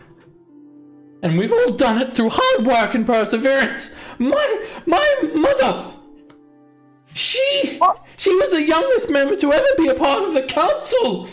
Blood, sweat, and tears have gone into this. Again, this was just a mistake. Why are you such an angry little man? I'll watch your tongue or I'll have you thrown into the jail cells. Now, do you want to do this for me or not? Oh yeah, I have every intention to do it. I believe my colleagues are the same. Very well then. But I am curious about this Lord Albrecht. He does claim that the vessel is his and he has proof.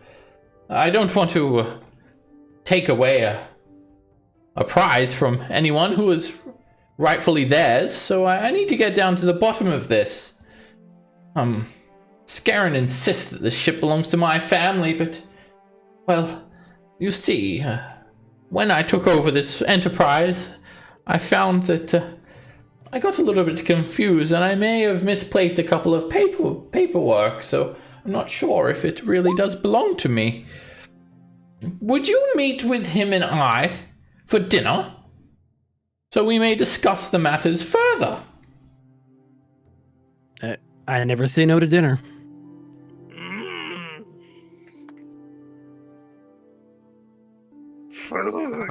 Of course. All right then. Of course. Scarron!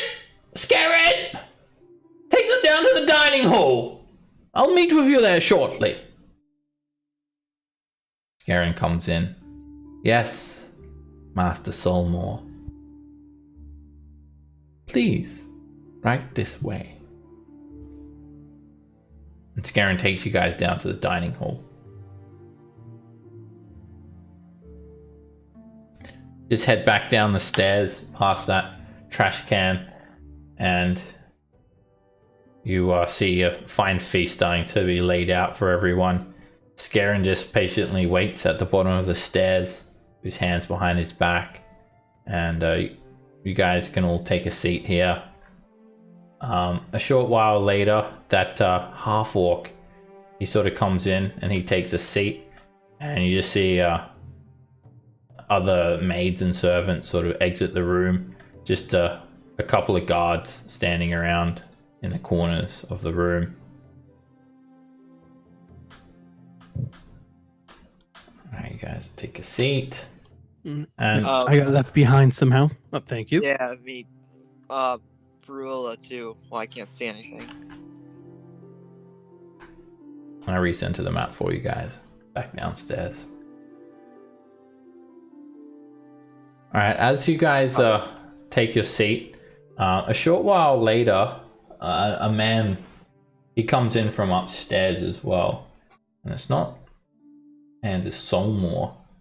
It's this finely dressed man with some very neat facial hair. He's got a bit of a presence about him. He has finely combed, slick back hair. And the half-orc sort of pulls the chair for him as he takes a seat on the opposite side of the head of the table, and then just sort of stands next to him. And then Anders Solmore comes down a short while after that. So it's like night has fallen now, and you guys eat this grand feast. And then when the dishes are cleared away, Anders sitting at the head of the table, it's time for you guys to talk business. So, good food, right? Did you enjoy that, all of you? Oh, yes. See Lord Albrecht, he sort of nods. Ah, yes. Fine food indeed, I must admit. I'm quite surprised that such a small village can produce such high-quality fare. Well, yes, of course. I always eat like this. We're rich, so we eat good. Ah, yes, of course. Forgive me, I have not introduced myself formally. My name is Lord Albrecht Dralion. I'm a merchant prince from Seaton. I'm sure you've heard of Dralion Enterprises. Yes, of course I've heard of it. So, tell me, why do you claim that this derelict vessel is yours? Ah, well, let me explain it to you, and why I have proof that the vessel is in fact mine. Scarron sort of consults Anders. Master Anders, I have already told you. The merchant vessel, it is one of your fleet. I can prove it as well. I just need some time for some research. Well, if he's saying it's his and he has proof, well, we should listen to him first and see what he has to say. And, well, if he doesn't have any proof, then that's that. The ship's mine. Well, as you know, I have one of the most successful enterprises in all of Salt Island. You see, my success came quite fast and quite easily. My ambition has always been expanding. Years ago, I had made contacts in the southern jungles of Mazdaca with some shamans and some of the natives there. And through some dealings and communication, I'd found that I could monopolize and trade with their rare spices and herbs. All I'd need to do is put in some heavy investments in the area. It was quite obvious this was a sure thing, so I leapt at the chance to get even richer. I sold off many of my assets, and I converted these proceeds to property deeds and promissory notes. And then I secured them in a portable lockbox, and I put them on my most foremost ship in my fleet, the Emperor of the Waves. My plan was to convert these notes back into cash when I reached my destination in Mazdaca. In one of the capitals, probably Keeland, of course. It's quite dangerous to carry vast amounts of cash across the seas, as you know, with the Sea Princes and Scarlet Brotherhood and pirates and whatnot. But that turns out that was the least of my worries. You see, fate introduced a cool twist. My vessel, the Emperor of the Waves, it disappeared. A storm separated the ship from the rest of the fleet and escort, and I'd never heard from it again. I have been devastated by this financial loss, and although I appear regal and the Dralion name still is famous throughout Seaton, it is true that I have been reduced to the lifestyle of an ordinary merchant. But I have heard recently now the Emperor of the Waves has been spotted, a derelict out at sea. And the proof lies in the fact that you'll find that all of the promissory notes, title deeds of property, they are addressed to me. Not only that, I am the only living person who knows the code to this lockbox.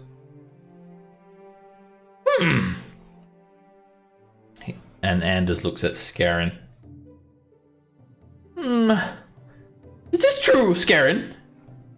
Could there be a lockbox like this? Master Anders, it seems like a tall tale. However, there may be merit to it. If what Lord Orbrecht says is true, then it will be found when the ship is boarded. If there is a lockbox of such nature on board, then, when it is recovered, Lord Orbrecht will be able to open it with this passcode that he says. Oh, yes. And if not, that means the ship's mine. Because Saltmarsh family has all of the trade vessels in all of the area. So it has to be mine. Yes, Master Anders, it has to be yours. Listen, even if it doesn't belong to you, all I want is what is rightfully mine. And if it is not the Emperor of the Waves, then by all means, you may claim it, even if it is one of my other vessels. It's not going to do me much good of getting me out of bankruptcy. So, that's where you all come into play. And he looks over at the adventurers. The ship, there's probably some sort of dangers on board. We could fight, so we need some people to clear out any nasties aboard. What do you say?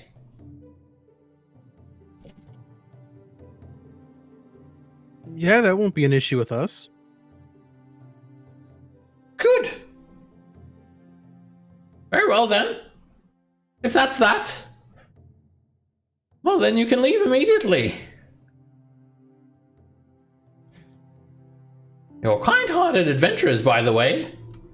Doing this for just out of the goodness of your hearts, right?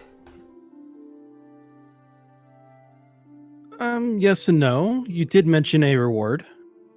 Did I? Unfortunately, lodging and food is not free. Oh, reward? I never mentioned a reward. When did I say that? About 20 minutes ago upstairs. Oh, right. How much do you need then? 100 gold each? Is that enough?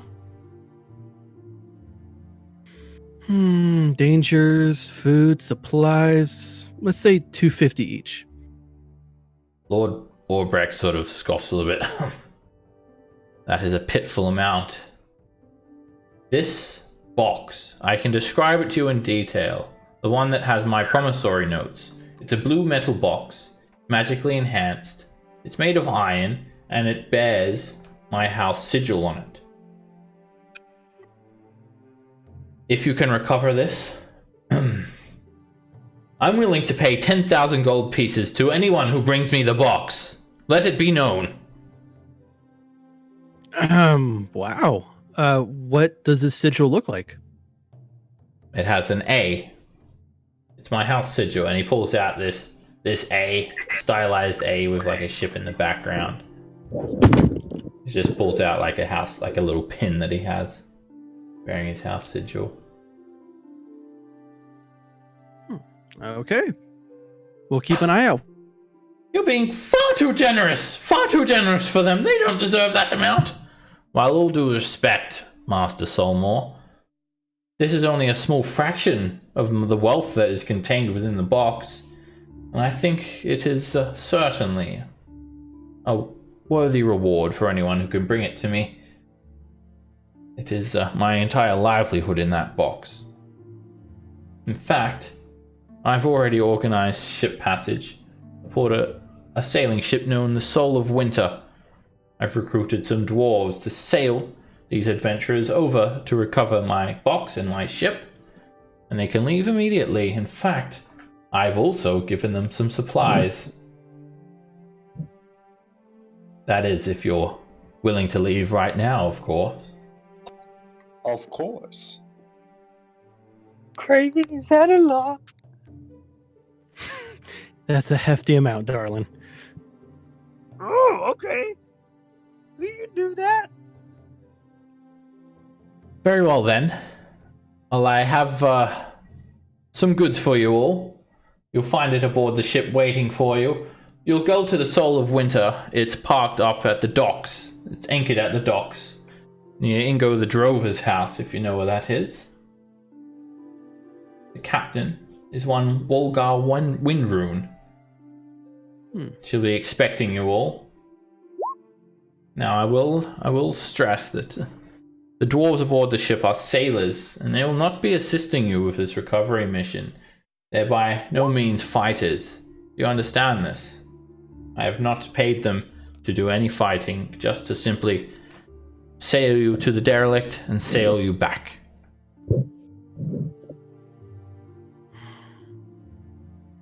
Of course, you may be thinking you need extra assistance. That's why I've made arrangements for the equipment. Studded leather armor for anyone who wants it. 2 light crossbows with 20 bolts each. 5 50-foot coils of rope.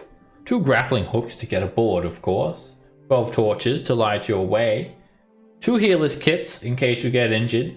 6 vials of antitoxin in case you get sick out at sea. And 2 potions of healing. And 2 sacks for carrying any treasures out of the ship. How does that sound?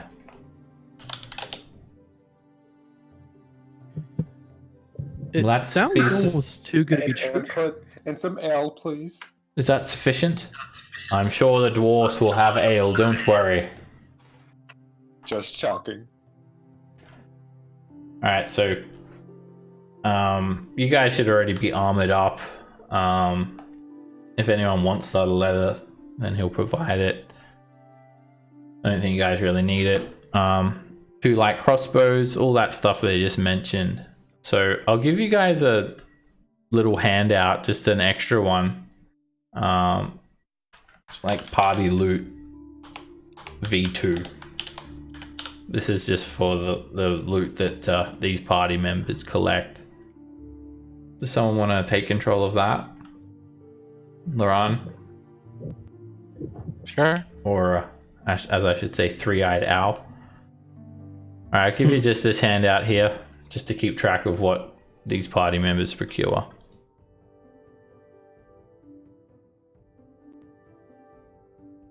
Alright, with that, you guys can leave immediately. Anders just sort of tells you all, remember, if there's no box like that and you don't find it, the ship's mine, and I'm only paying you 250 gold pieces each. Got it? Yep, got it. Very well then. Godspeed.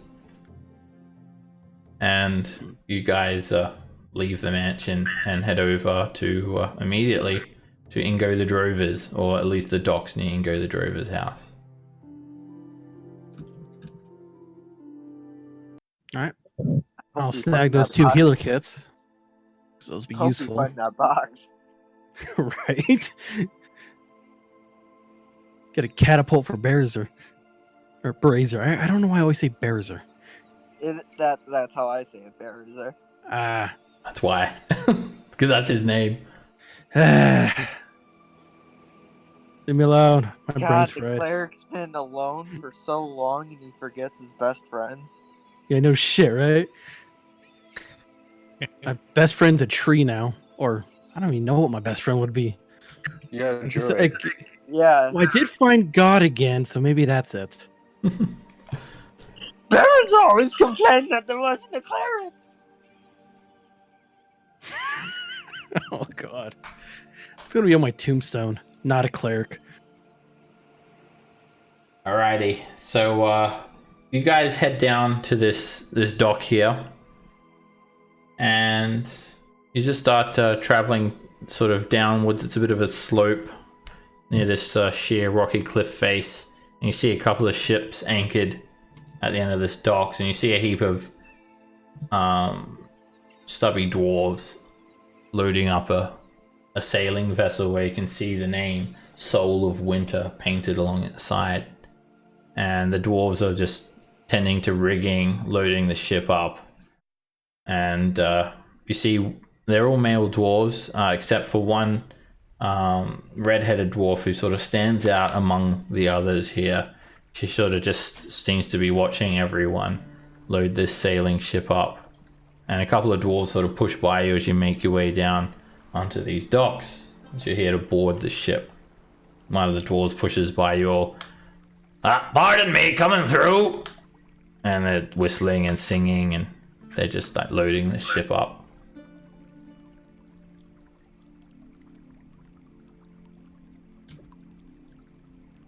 What do you guys do? We get on, of course. Let's board the ship. This is my first time on a vessel this big. This is kind of nerve-wracking. It's a 90-foot long sailing ship. It's got 2 masts with sails, and it's got the basic configurations that you'd expect in a sailing ship. You see this red-headed dwarf sort of standing on the docks. There's like a bridge leading up to board the ship. Of course, you're not going to just be led straight on the ship. You're not just going to walk straight up and just randomly walk onto it. What do you guys do? We should probably go see the. You know the sounds captain. like the smartest thing. The captain's name is Wolgar Windrune. You're supposed to be a female dwarf, and you only see one female dwarf, so pretty obvious who she is. Progressive. What does that mean? Don't worry about it. You'll find out one day. Another dwarf is carrying a big crate of rope. Pushes by you guys. Hey, watch out! Pardon me, coming through. Whoop! Don't mind a bit of chunky. Oh, a bit of chunkiness indeed. He looks up at Fruella. Can I help you with something, my dear? I'm already taken. Taken where? I already have a husband. Husband? I ain't asking you for marriage. I'm asking if you need help, lassie. I don't need help. All right, then, be that way. And you see about 30 or so dwarves here. And then you hear this woman. That's it. Mind the rigging. We should be setting sail soon. Hurry up. Work faster, work harder. She's yelling out orders to the dwarves who are obviously getting this ship ready to sail. At 3-eyed owl, you walk up first. And this red-headed dwarf, she's just dressed in light armor. Bright red hair. She looks over at you. Can I help you with something? Yes. Would you happen to be Captain Windrum? Aye. That is me. You're looking for me? Indeed, we're the adventurers, mercenary, contracted by a Mr. Orbeck. Ah, about time you showed up. We've been waiting day in and day out for this snobby Orbrecht's men to come. So, there are a few rules that you'll have to know about my ship. First of all, no snooping around anywhere. We've got a small cabin for you below deck, and that's where you're staying for the journey. Rule 2. We ain't fighting nothing. My men are gonna sail you to the location where the derelict was spotted, then 2 of me men are gonna row you over to it, and we're gonna move back, staying at least 500 feet away. If you're looking for someone to help fight, you can go get your own mercenaries to help you. Got it? Got it. And anyone who boards me ship, I must know who they are and what they're good for. So tell me your name and what can you do? I'm the 3-eyed owl. 3-eyed owl? What kind of a name is that? Look, this guy is a 3-eyed owl. I'm only seeing 2 eyes on you, laddie. Where's your 3rd eye? It's rather private. Rather private, perhaps I don't want to know. What can you do then? I'm a wizard. Ah, you mage. Well, don't go doing no fire spells aboard me ship. If you burn it down, I'm sure she'll burn down to the waterline within 20 minutes. And that's all the time we need to rip your little limbs off. Got it? Got it. Alright then, get on board.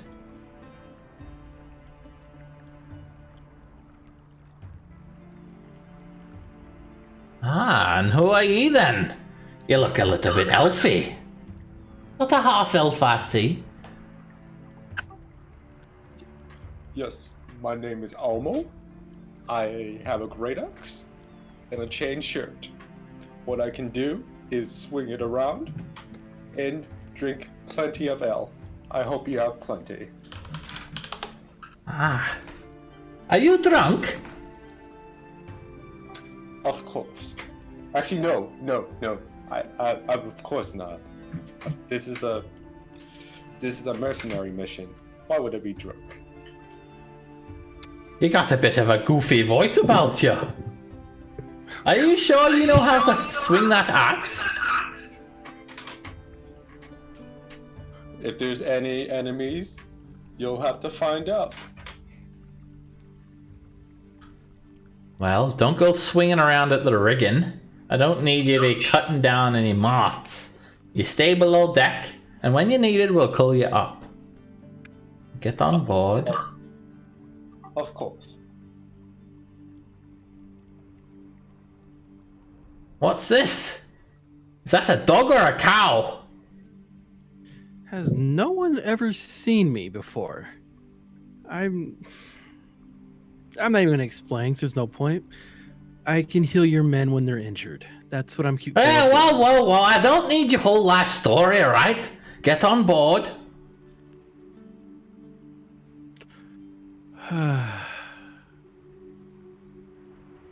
Ah! Now here's someone I can respect. You look like a bit of a woman of stature. Nice to meet you. Volga! And she goes to shake your hand, Fruella. Milda! And then Varela will go and shake her hand. That's a firm grip you've got there. Well, Thank you! I can see you're one to be trusted. Come on board then, lassie. My name is Fruella. Oh, that's a lovely name. Now, Thank you. it gets a little bit cramped here with all these men, but don't let them give you any rude comments. If they do, feel free to throw them overboard. Okay. And then she looks around to make sure everyone hears that. The dwarves sort of grumble, "Arr. Right then! Swing the capstan! Raise the anchor! Prepare the rigging! Set sail at once!" And within the next 30 minutes, the Soul of Winter sets sail. Start cruising along the seas. It's a nice sunny day. You can see the ocean glisten and gleam with the sunlight. You just travel for quite a few hours, and the horizon of Salt Island starts to sort of become engulfed with a glistening blue ocean as it rises up. And I'm not sure if you guys have seen this map before, but this is a map of the Azure Sea, the area around Saltmarsh.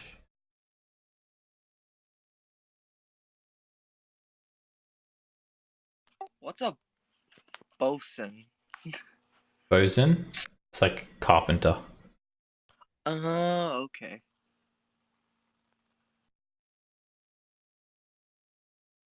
Alright, so this is Salt Island, and all of the ocean around here, it's like none of you guys would have charted it before.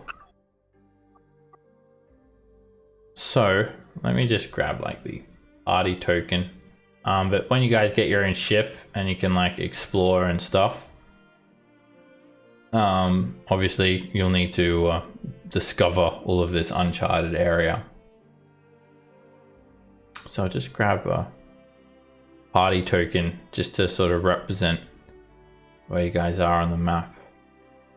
Obviously you're on Salt Island, so you guys set sail north of Salt Island, and you're actually sort of just shown down into this cramped little room in the below decks. Every hex on this map is 20 leagues. And you guys have no idea how long this journey is going to take. Here is the Sea Ghost. This is where the Sea Ghost was on this map. It was not very far at all.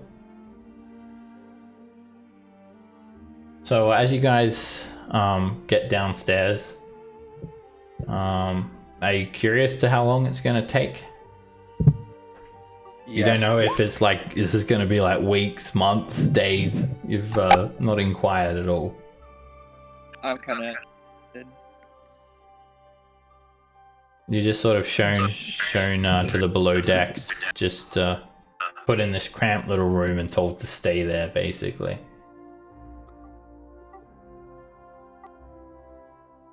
How long should the trip be? Alright, so just one of these dwarves, one of the sailors, is just sort of taking you down into this room. And, you know, you don't see Wolgar Windrune, like, immediately. He just sort of shrugs his shoulders. I don't know. I'll find out for you. It's gonna depend on a few things, of course. The wind, the currents, any weather. I can't give you a definite number. I don't know, 5 days or something. I'll speak to the quartermaster and find out if you like, and I'll get back to you. How does that sound? Okay.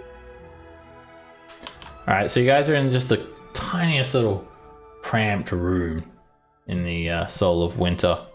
And there's barely enough room for you guys to like lay out your bedrolls, and you just hear the creaking of the ship. So this is a few hours after you've left. You can just hear the ambience of the creaking of the ship, the waves crashing against the hull. There's not even a porthole to like look out of here.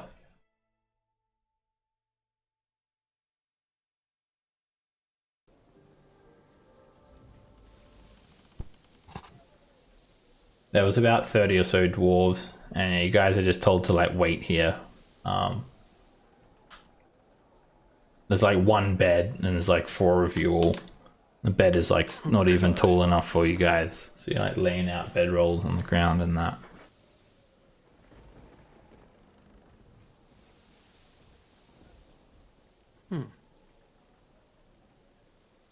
So how many days would it be at this point? Or is it still day 1?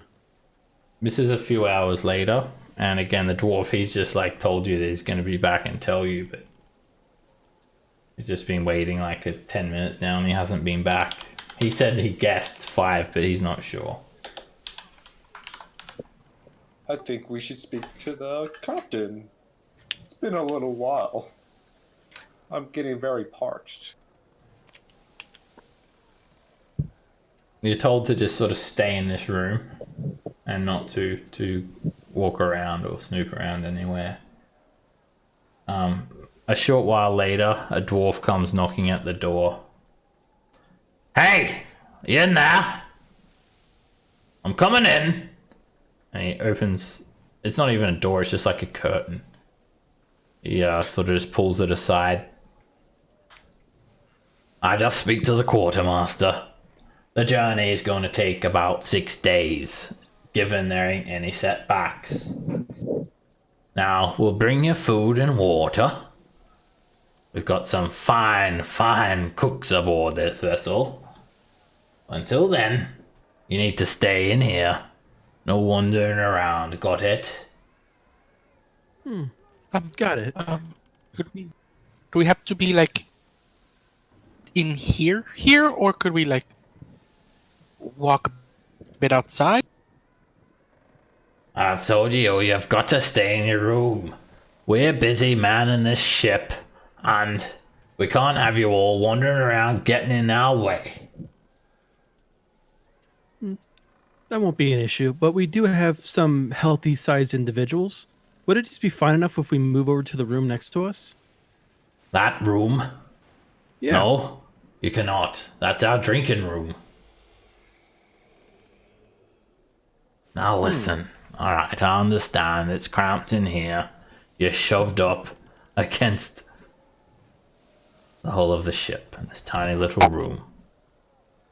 But the captain said you have to stay here. Now listen. If you get like you feel like you want to stretch your legs this evening, come up onto the deck. Be quiet. Perhaps I'll share an ale with you all. There's only a few people on lookout, and it'll be fine.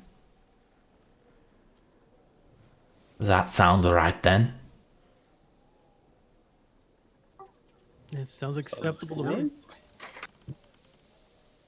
Alright then, but don't tell the captain that I've let you wander around the deck at night. She'll be sleeping. You just head up the stairs there and you'll be on the deck. I'll see you then.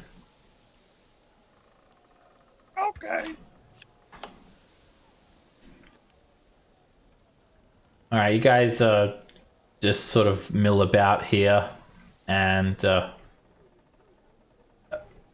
a short while later it's like nighttime, and again this dwarf sort of appears, like pulling the curtain aside. He just comes and drops you guys some tough bread. It's like a rock that you try to eat into, and this water that sort of tastes a bit like ale, like they've just sort of not cleaned the cup and just like put some water in like a flagon that one of the doors are using to drink ale. And then night falls, and you guys feel like this is a time where you could come out above deck. You guys want to go and stretch your legs, or just remain there where you are? I'd say stretch the legs. Okay. You guys go out, and it's pitch black when you guys step outside. You just hear the sound of the crashing waves, and you feel a bit of the sea spray washing up against the hull of the ship as you guys come out here. Those of you without dark vision just like see nothing basically, which is Raven and Three-Eyed Owl.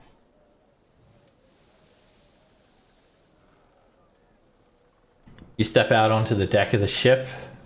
You have the mast here, and the poop deck over to the south, aft castle to the north. And you can just see a wooden crate leading down to the below decks. There are 5 dwarves stationed here. 2 of them are manning ballistae towards the poop deck near the captain's wheel, and they're just sort of looking out like sentries over to the ocean. There's another one near the capstan, just sort of standing around, and there are 2 dwarves just standing on the main deck. One of them you recognize. He's got a flagon in his hand, and there's no lights here whatsoever. It looks like they're just sort of relying on dark vision. Ah, there you are. Is that better? Greet you all. Thank you. Those of you without dark vision, what do you do?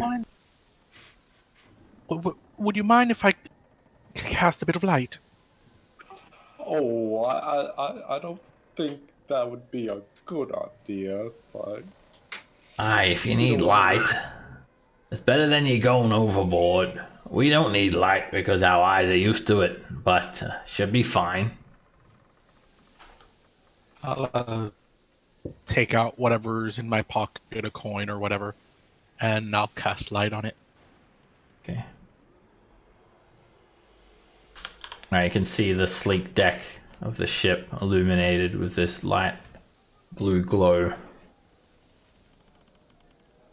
And the dwarves just sort of hand you guys this flagon.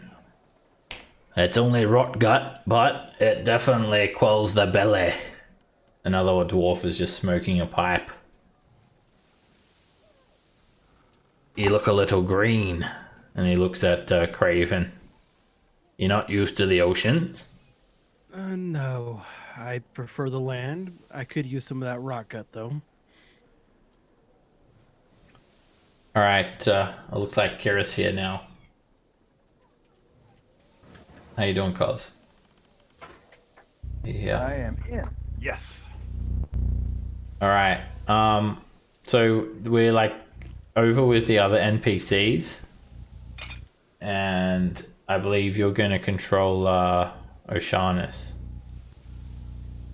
Who is Oceanus again? Oceanus is the sea elf that you rescued from the sea ghost. Gotcha. Okay. So I can like not even hear you as well, cause super quiet. I didn't. Can you guys hear me now? Is that better? Yeah. There's some sort of like buzzing sound coming from your mic. Fudge. These are duplicates.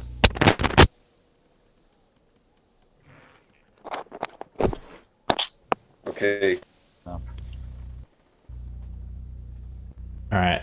Yeah, still that like sort of reverberating sound. All right, I'm gonna give you a control of Oceanus's sheet, and basically, I'm just gonna say Oceanus, like he was like coming back from his kingdom, and he spotted the ship and spotted like Craven aboard the ship, and decided to just like follow the ship for a little bit, and like try and slip aboard just to see what's happening and greet everyone. Yeah, sorry, cause your mic is doing something crazy there. It's like buzzing quite loudly. Let me try. Let me try a different one. Okay, I'm gonna give you control of Oceanus' sheet as well.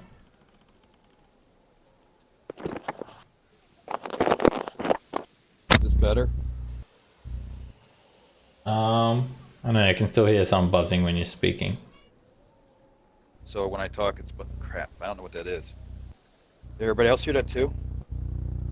It's better now. I can hear it. Yeah, it sounds like some sort of noise. Do you hear it now? No, Right now? nope, My computer fan. gone. Oh, okay.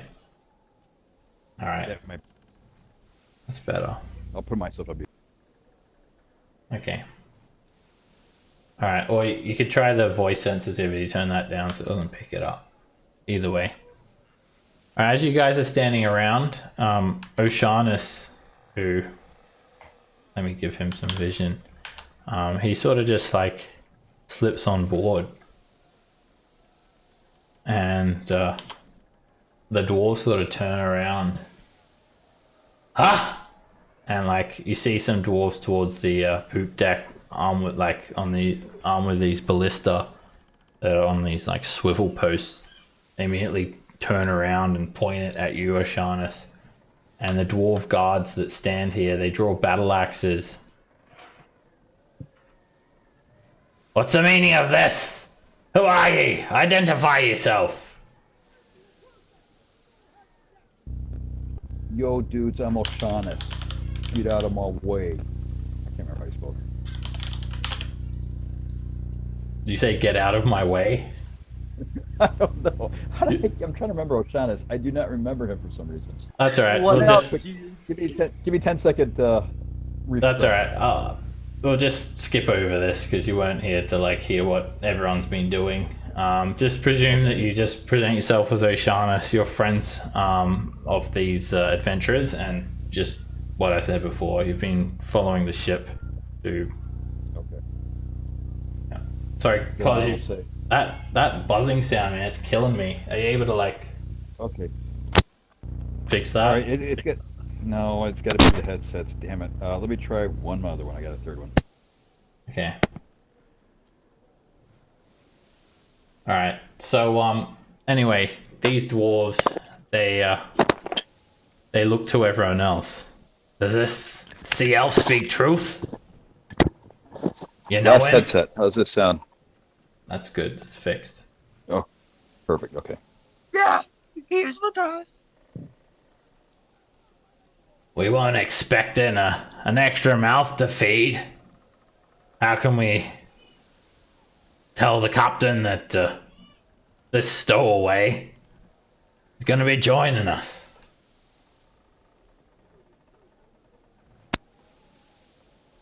Is that to me? Do you have any extra fishing lures around? Maybe we can earn our own food.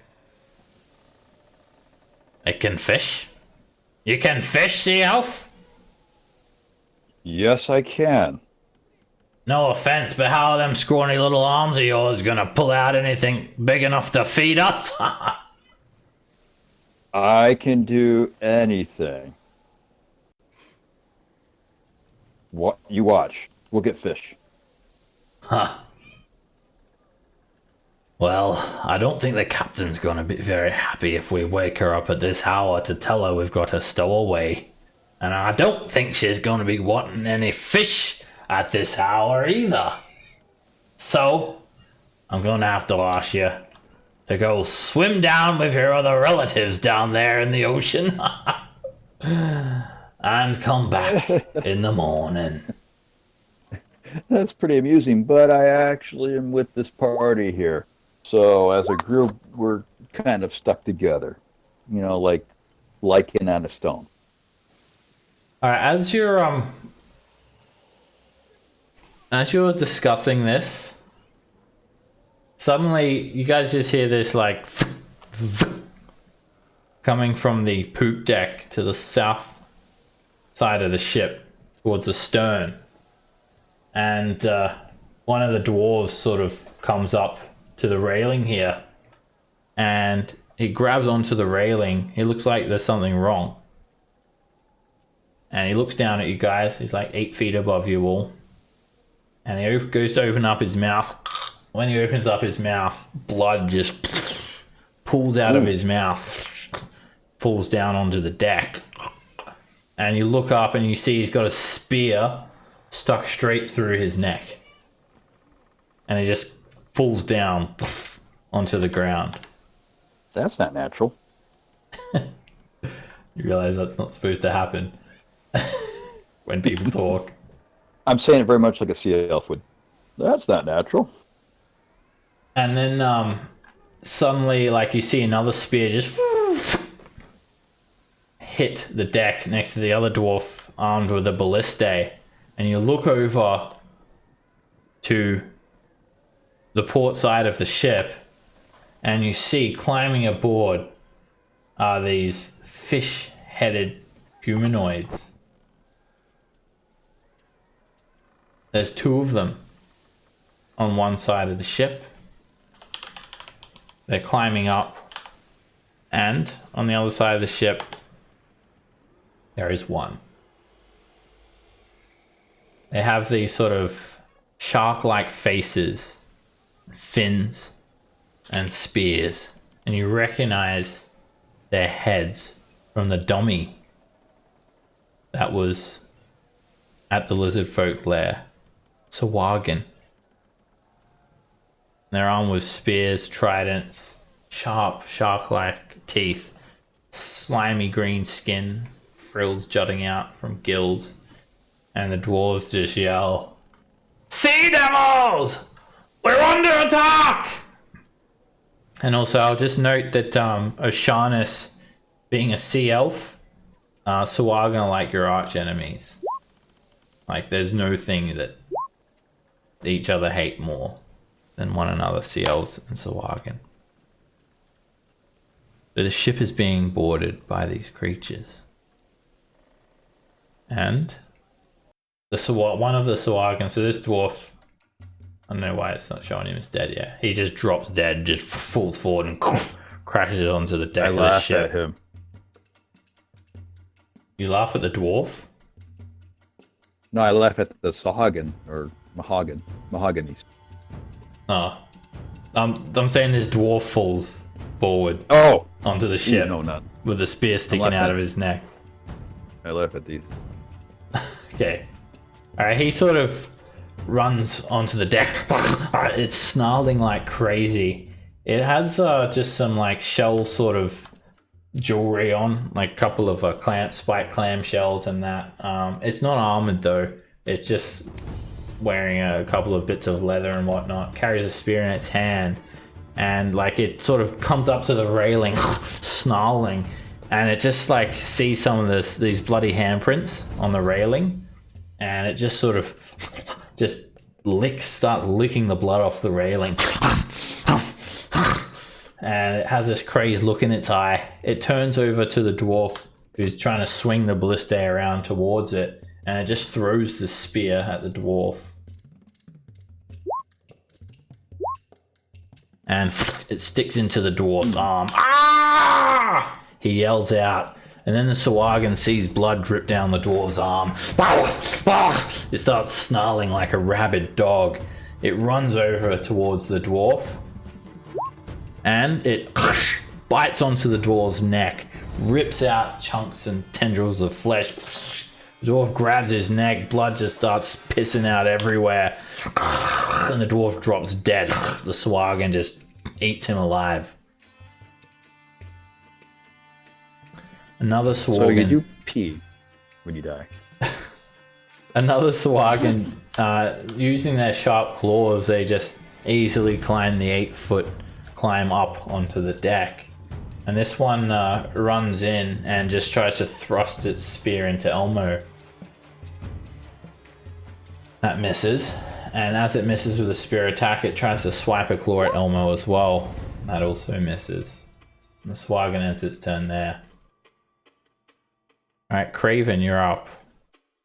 Alright, don't fail me now. And I'm gonna say shoo me.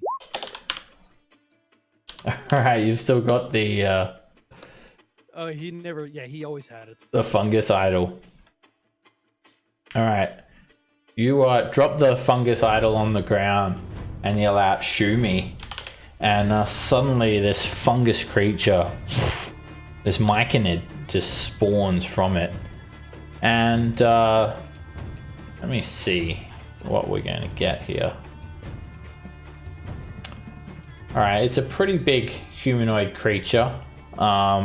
It has like this sort of flat mushroom-like head. And it's pretty big. It's about 6 feet tall. Just springs forth and joins initiative. Hello. The myconid adult. And move about. No, shit. Now I'll stay here, and that's it.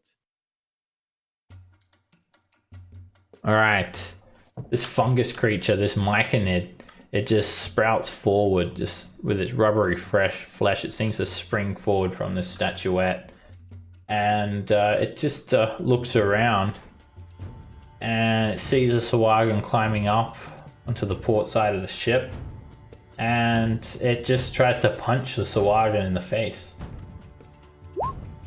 but misses. That's not nice. Sahuagin ducks down, dodges the attack. Alright, this dwarf just starts yelling down to the grate at his feet. Hey! Wake up! We're under attack! We're being boarded! Sea devils! To arms! And he runs forward with a battle axe. He just tries to hack into the Sahuagin. He slashes the Sahuagin, putting a small wound on its side. Ends his turn there. Alright, three-eyed owl. Let's see. Left pinky up, right thumb down. Firebolt! To this one. By the way. Alright, you hit it with a firebolt and it just... It roasts the Sahuagin. It catches on fire and the Sahuagin just writhes. And the dwarf just kicks its flaming body overboard.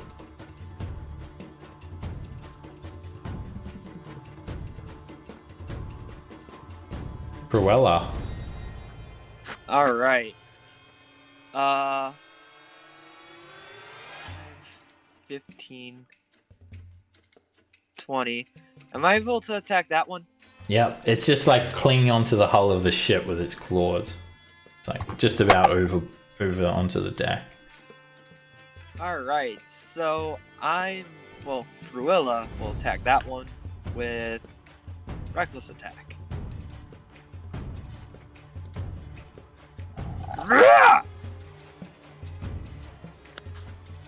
Alright, that hits. Alright, she hacks into the Sahuagin for 11 points of damage, just drives the longsword through it. It keeps on just writhing and screeching and trying to climb aboard, even if the longsword stabs through it. Get away, meanie! And she can only get one attack, correct? Nope, she has 2 melee attacks. Oh, And she can okay. also use her command as well after the attacks. Okay. No one's near any Sahuagin. Right, you swing again, and that hits. Right, you just drive the longsword straight through the Sahuagin again, and it lets go and just splashes into the water.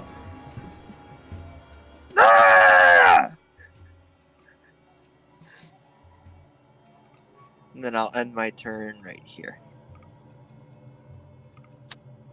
Elmo.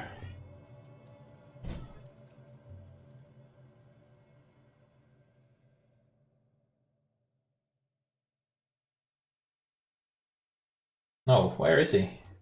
He's like not in the chat. I don't know. Oh. Oh, he's typing now. Typing in Discord.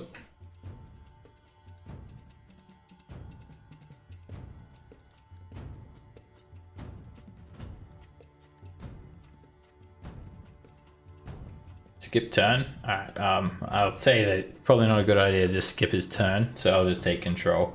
And he's gonna shoot at the Sahuagin with his longbow. Elmo sort of says, "I've been practicing." He pulls out his longbow and puts one arrow in the Sahuagin for 8 piercing damage. Draws the bow again, fires a second attack, crits, and hits the Sahuagin again in the back. It turns around and the Sahuagin is gravely injured. And Elmo actually has a third attack with his longbow now. He fires again and puts an arrow straight into the Sahuagin's neck. And then Elmo just looks over to ask if everyone's okay.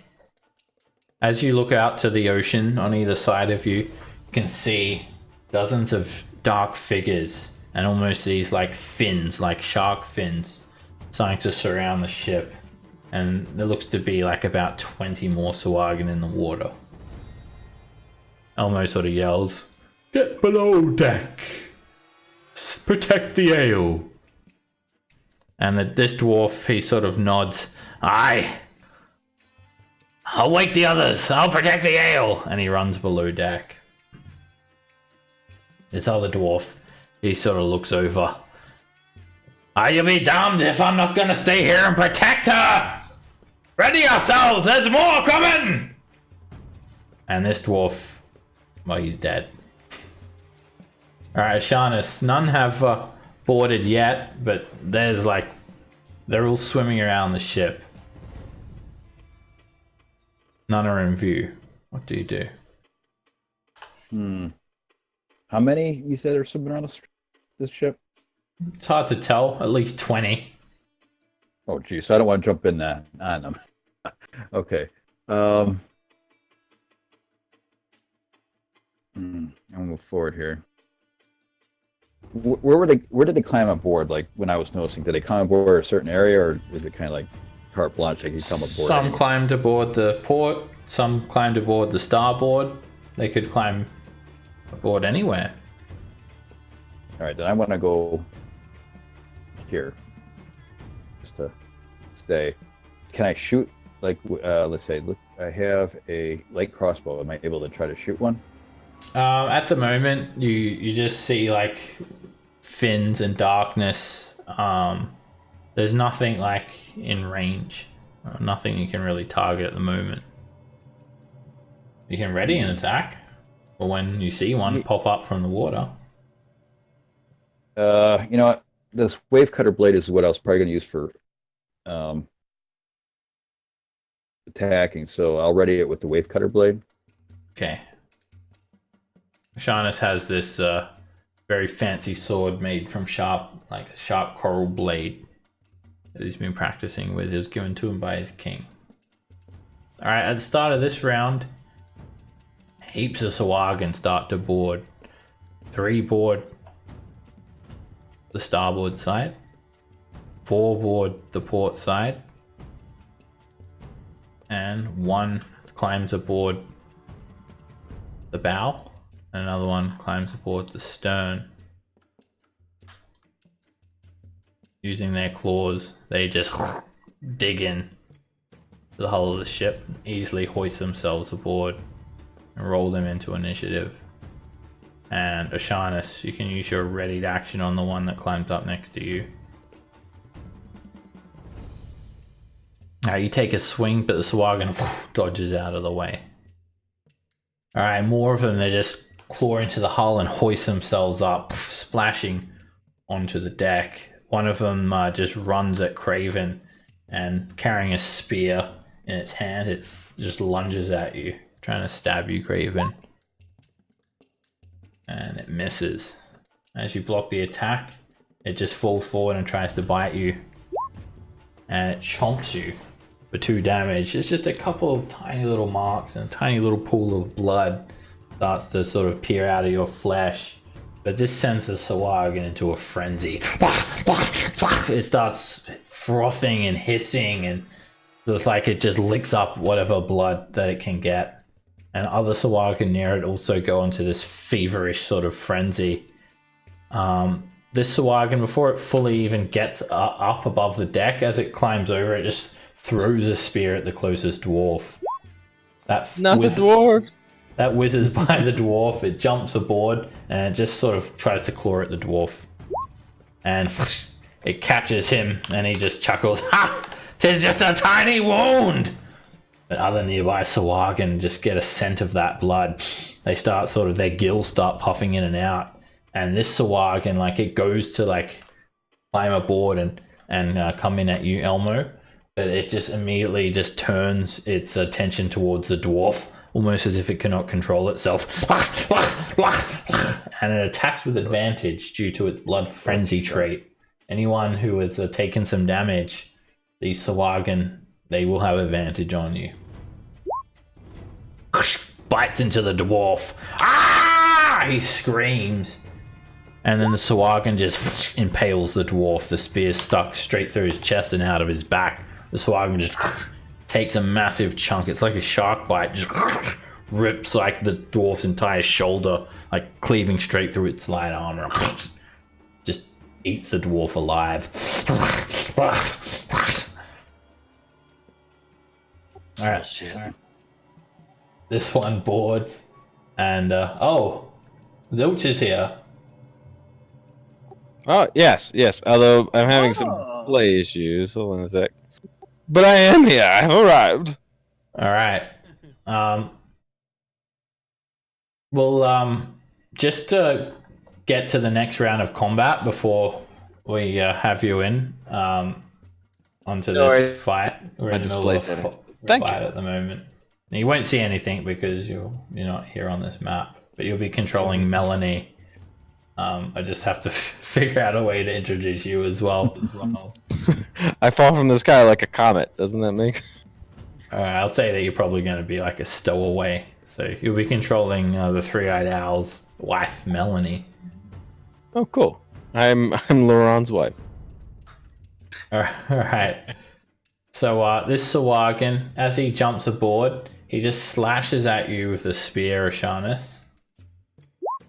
That misses, and the dwarf grabs him, and he just tries to dig a claw into the dwarf. Rips out a chunk of the dwarf's flesh, and the dwarf just grabs his arm. Ah, damn thing! Got a claw on me! Craven. The guy that's right next to me, I'll use Toll the Dead on. Okay. You guys are amazed as Craven has learned these cleric spells. And Sawagan just managed to succeed. Barely. And to be safe, I will use Hidden Step as my bonus action. Whoa. What the? What was that? Alright, you It sounded like a tape recorder, like Hi, going Alvin. backwards. turn invisible. Alright. And I will attempt to move. Alright, you're coming through really quiet, by the way, so I can barely hear you. Alright, there we go. That's better. Yep. Alright, and I move away. And yeah, we'll get behind this guy, and that'll be it for me. Okay. The Sawagan jumps aboard and he looks around, and when he sees Ashanis, he just roars. And he points at you, and all the Sawagan turn to look at you, Ashanis. And he throws a spear at you. It hits you for 9 piercing damage. And as the wound hits you, blood starts to roll down these stairs. The Sawagan just looks up at this trail of blood leading up to you and feverishly runs at you and attacks you with advantage. He tries to bite you, Ashanis. And he chomps you. Actually, no. You've got a scale mail and a shield. Your AC's 18. You actually managed to defend that attack. Hey, Seb, how do I reduce my hit points? This on the sheet, right? The green, you don't use the character sheet, just Yeah. use a token. Okay. The green circle. It's hit points. Alright, Sawagan ends his turn there. Yeah, those NPC character sheets you can't adjust the hit points for. It's like they got a sniff of cocaine each time they see blood. Yeah, it seems to just drive them into some sort of frenzy. Another Sawagan just swings itself aboard and tries to spear Elmo. Misses with the attack. Elmo easily just dodging out of the way. The Sawagan then slashes with a claw. Attack misses. The Myconid, it is going to just look over at the Sawagan that's climbing aboard, and it's just going to like place its hand. It's got this big sort of webbed, looks like almost like a mushroom cup sort of hand with like long claws jutting out of it. Just go like place it on this Sawagan's head, and then just like shh, and just unleashes these spores at it. It does pacifying spores. And Sawagan sort of shakes its head around as it inhales some of the spores. It makes a con save. And it just becomes stunned. And it just drops back into the ocean. And the Myconid just turns its mushroom face towards the nearest Sawagan and moves closer. Sawagan can repeat the save at the end of its turn. Alright, this one climbs aboard, and it sees like a couple already eating Ashanis alive, and then it sort of jumps here. It senses some injured creature nearby, and it runs at you, Craven. And with advantage and disadvantage, it tries to bite you for a regular attack. And it just snaps like blindly into nothing. And then it just lunges its spear in your direction as well. And it hits you for 7 piercing damage. It's able to just almost detect where you are from just the blood. Still, you don't become visible though with that. It's a dead dwarf. And this Sawagan, it just hoists itself up onto the poop deck and it looks around. sees Fruella there and throws its spear at Fruella.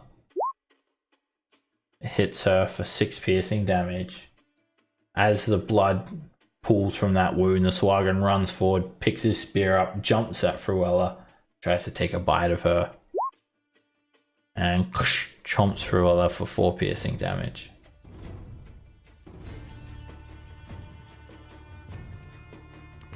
Seb, it's not letting me deduct a health. Do I have to just do it manually? There we go. Because I tried to do the minus and it didn't do it. Do you hit enter after you hit the -10? Yeah.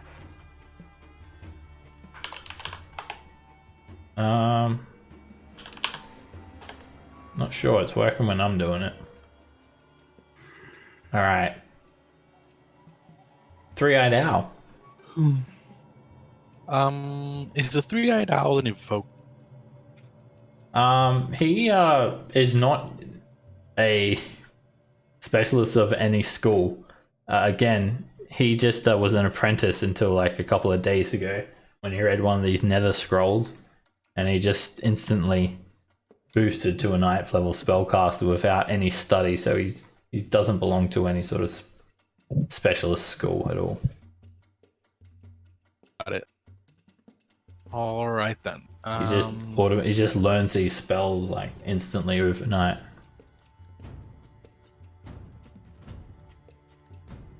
As you move away, the Swagan swings its spear at you and slashes you for 4 damage.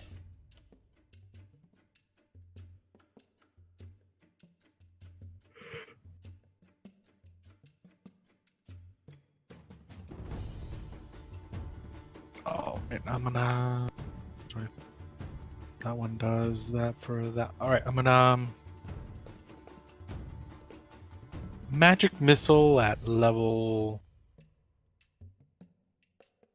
Magic missile at 4th level. Give me 3, 4, 5, 6 missiles.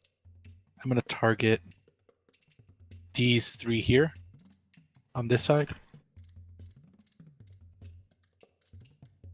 2 for each. Okay.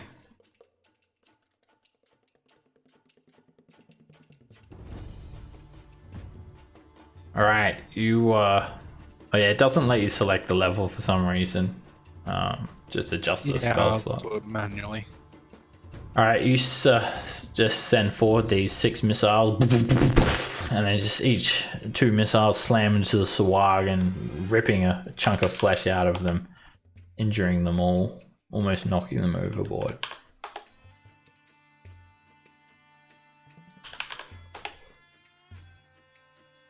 Bits of their green flesh just break away from their chests, start to go quite ravenous.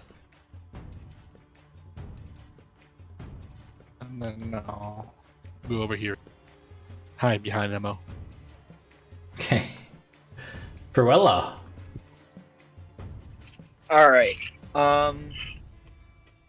Is this like a dwarf next to one of them? I can't really see them. Right there. That's a Sharnus. Oh, okay. Well, perfect. I have an ability that I actually want to use. I will use this. All right. You do that after you attack. You can use it after the attacks, it says. Okay. So I'll go ahead and attack this one then. I'll do it recklessly.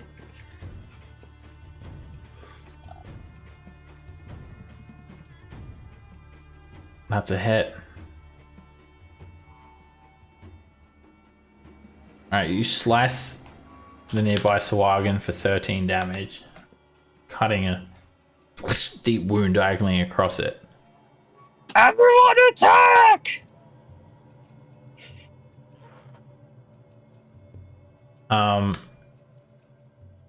You've got 2 attacks. You have to do both attacks first. It says it at the multi-attack part. You can make 2 melee attacks with your longsword, and then you can use the command after you use these attacks. Oh, sorry, I didn't see that.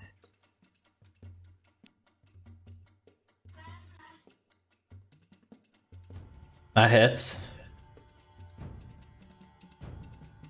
Alright, you drive the longsword straight through Sawagan's chest. And you drop the Sawagan to the ground. Alright, now that's when you use your command ability. Okay. Alright, so 3 creatures that can hear you can use their attack, so who do you want that to be? Mushroom Man. I'll nickname him Mario. Okay. So Mario, Elmo, and Oceanus, because they're all within melee reach. Alright. Elmo, I saw you did your attack there already. Which one are you attacking?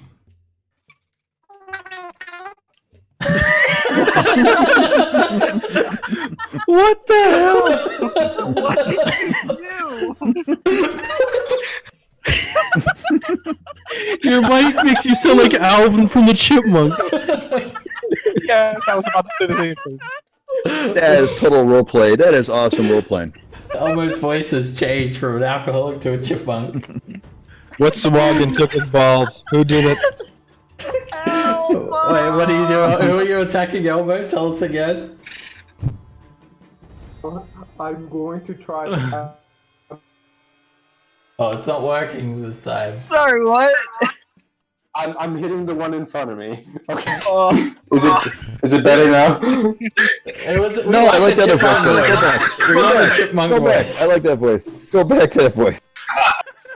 I'm sorry. Alright. Yeah, your attack hits. So roll that. Alright, you slice the Sawagan for 6 points of damage. You only just catch it with the attack. And now Mario, he just tries to like punch the Sawagan next to Craven with a fist attack, and that misses. And then Oceanus already used his reaction, so he's not going to be able to do anything. It'll have to be Craven or one of the dwarves, or that there's one dwarf that can hear you.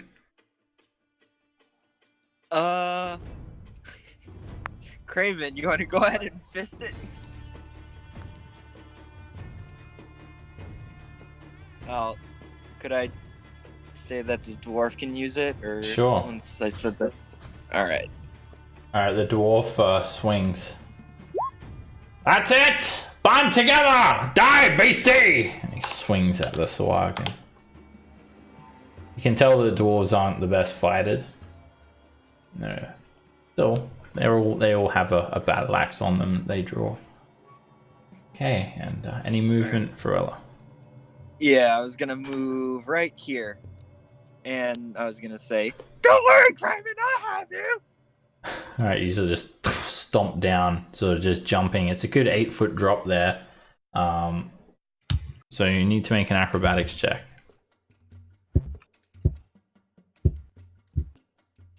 Alright, let's see how this goes. Oh boy. Alright, you just jump down, you just land like gut first on the deck. Ow! But you can just stand up. Yeah, I'll almost- just stand back You up. almost crush Craven when you do. Oh god. You have to jump out of the way. Big belly flop just, and like you hear like the deck sort of crack a little bit with like splintered wood. And the dwarf just yells, "They're trying to sink us!" So here's the wood crack.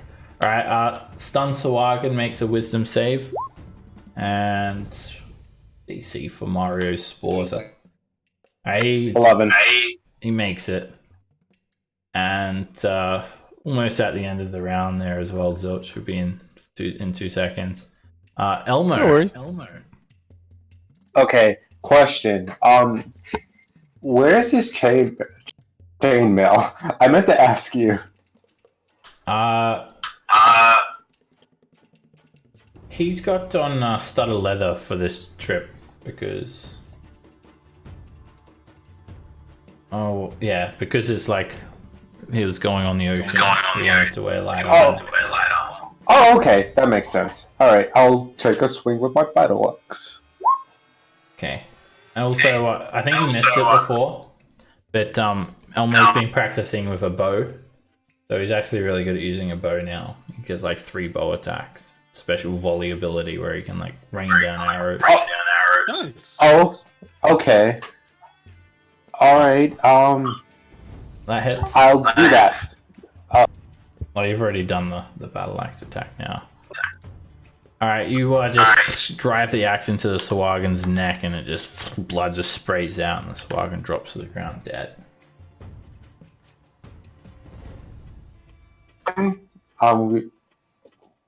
Another. Which one are you swinging at? It doesn't matter because that's a miss. And I get one more attack? No, wait, only 2. 2 melee attacks, yeah. Well, 3 ranged attacks. Okay.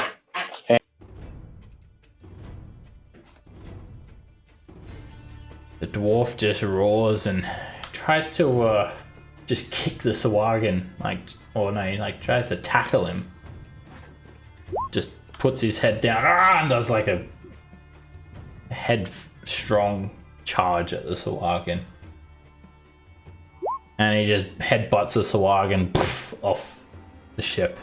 The Sawagan splashes into the water. Ashanis.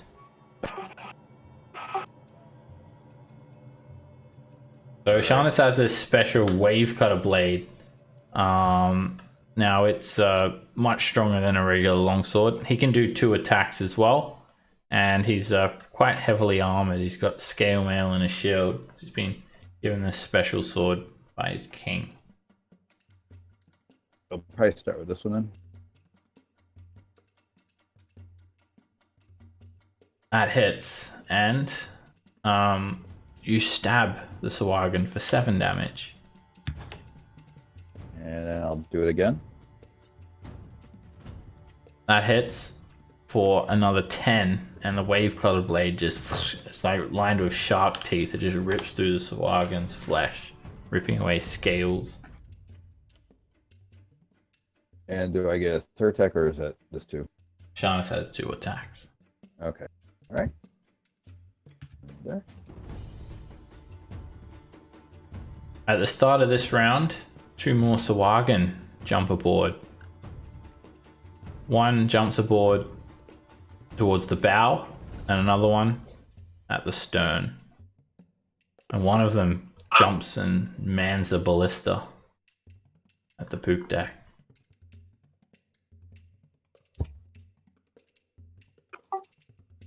And also, running up from the below decks is a stowaway.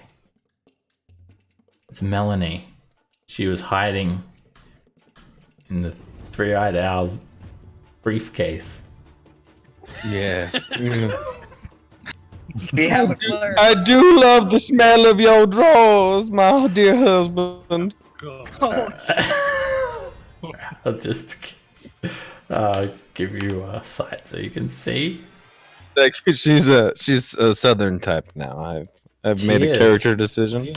She always was. All right, so she's actually been doing some religious services during this time and helping out people that are injured in the name of Prokin, the sea god.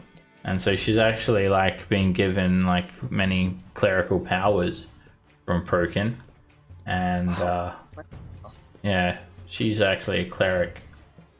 So she's been trained as a priest. You can roll initiative for her.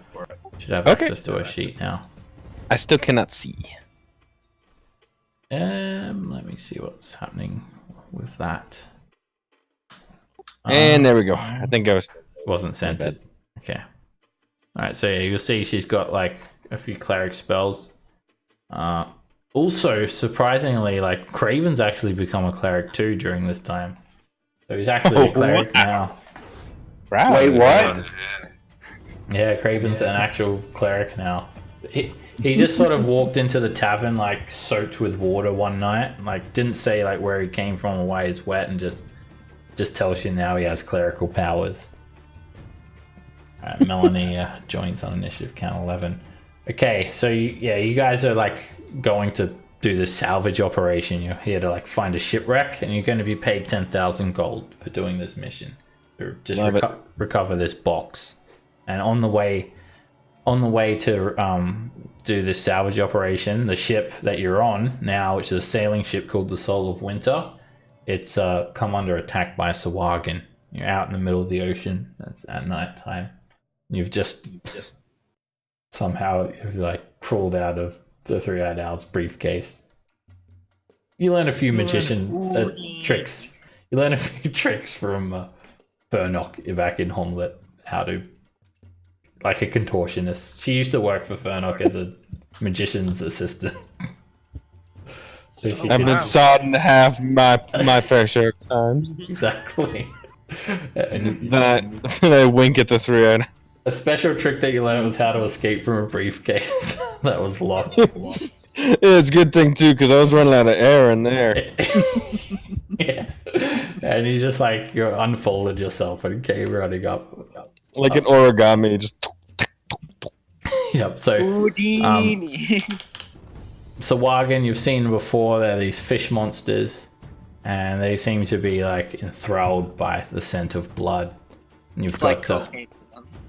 your fellow adventurers, Fruella, Three-Eyed Raven, Elmo, Sharnus, and Mario, who is just, Mario. He's always good old Mario. He's always been there. For me. And, When he dies, I want to make that noise. all right, so yeah, this vessel is manned by dwarves, and the dwarves are just getting slaughtered by the Sawagan. This Sawagan, it just lunges at Mario, and Mario just catches the Sawagan's arm, and the attack misses, and Sawagan tries to take a bite out of him and chews off a bit of mushroomy flesh from the creature. Does he get a power up? Does he grow in size? Oh shit! Yes, this is happening. And then Oh god, gorilla. This is happening. Yes. the Myconid then just punches him in the gut, and he just shrinks back down. No, please go back. Alright, this Sawagan, it sort of jumps aboard after being shot with those magic missiles. Elmo is standing there, and it just tries to swipe Elmo with its spear. It misses, and then it runs forward, just straight at an injured Three-Eyed Owl. A little bit of blood just trickling down. It feverishly tries to bite him with advantage, and it misses. Alright, this Sawagan, it rights itself in the water, and it takes the dash action to crawl all the way back up here. It's a good, it's like a 30, well, it's an 18-foot climb, so it takes 35 feet plus 15 to stand up, 50 feet to get there. And it's actually going to stand here to get a bit of better foothold onto the ship. Alright, Melanie. Alright, so is this... Before anything, Three-Eyed Owl, how do you respond when you see Melanie, your wife, aboard this ship?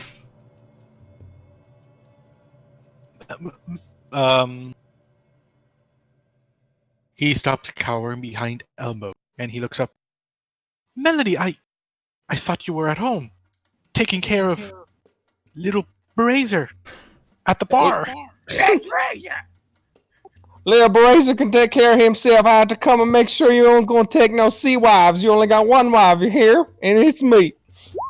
Is the scale on this map 10 feet? By the way, I need to know. Each square is... Oh, is it saying 10 feet? Oh. Jeez. Oh. I didn't scale it properly. Every square's supposed to be 5. Okay. I'll fix that up.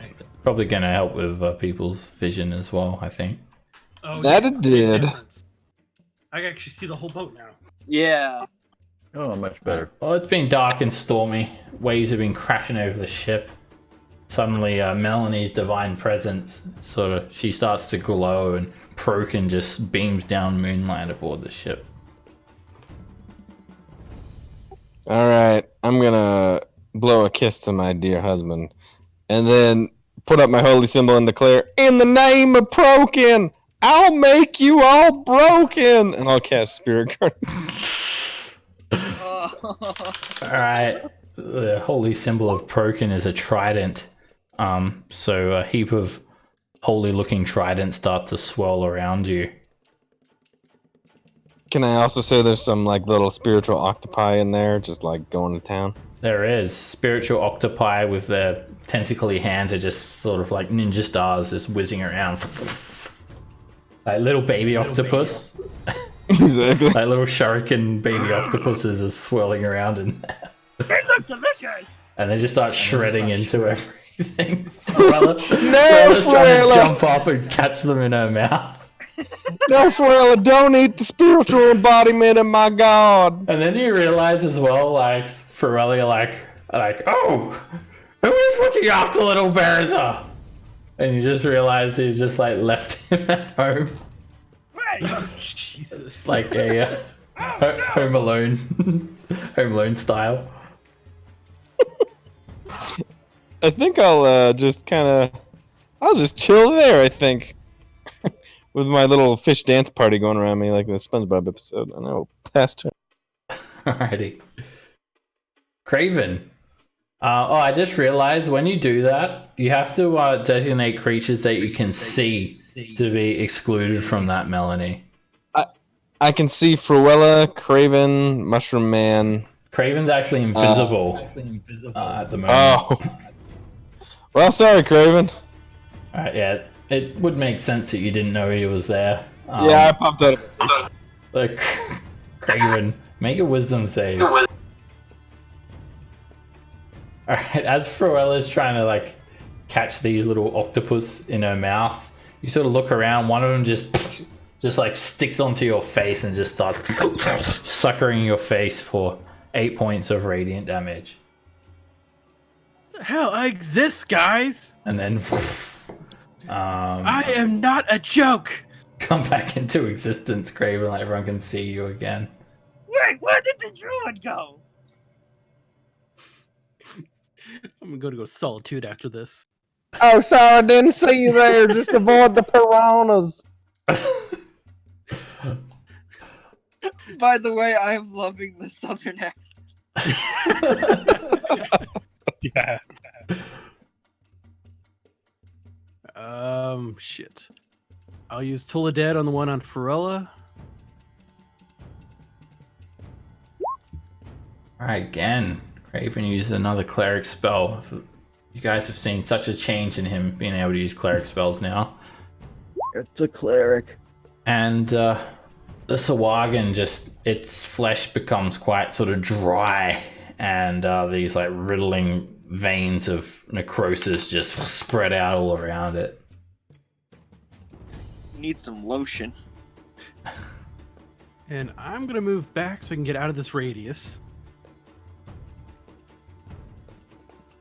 And that's it. As you step back, you sort of bump into this ballista that's swiveling around. Hello. Alright, the Sawagan here, on the edge of the Spirit Guardians, it actually rushes Three-Eyed Owl, trying to bite him with advantage. And it chomps onto him, biting him on the arm, as it like rips out a small bite mark on you, Three-Eyed Owl. It sort of just thrusts its spear into Elmo. He's now a three-eyed spear. That misses. And the Sawagan ends its turn there. This badly injured Sawagan, it just thrusts the spear up back at Oshanus. And it hits, breaking through your shell shield for 3 piercing damage. It then tries to bite you. Oshanus does have advantage on these attacks. And you just shove the shield in its face. It bites nothing. Alright, meanwhile, Mario. He He's just going to try and punch the Sawagan to the north of him. And he does a mushroom punch. And as he hits the Sawagan, spores sort of explode outwards. And the Sawagan just sort of shakes its head around as it inhales some of these spores, taking 10 damage. Alright, this Sawagan needs to make a wisdom save. So roll us up some Spirit Guardian damage there, Melanie.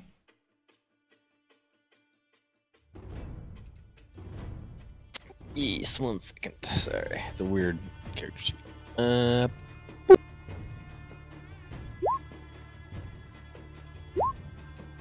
Alright.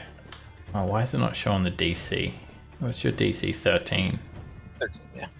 Alright, the Sawagan just Oh, Jesus. gets like shredded. Like all of these little octopuses just and piranhas just bite onto it, and it just sort of sinks into the ground, and like a blender of blood just sprays out everywhere. Ooh, smoothie! Alright, Three-Eyed Owl. Alright. I'll look at the one that bit me and go, hey, only Melody could do that. And I'll cast Magic Missile at 4th level, so that's another 6. I'll send 3 to the one that bit me, 2 to this one, and 1 to this one. Alrighty.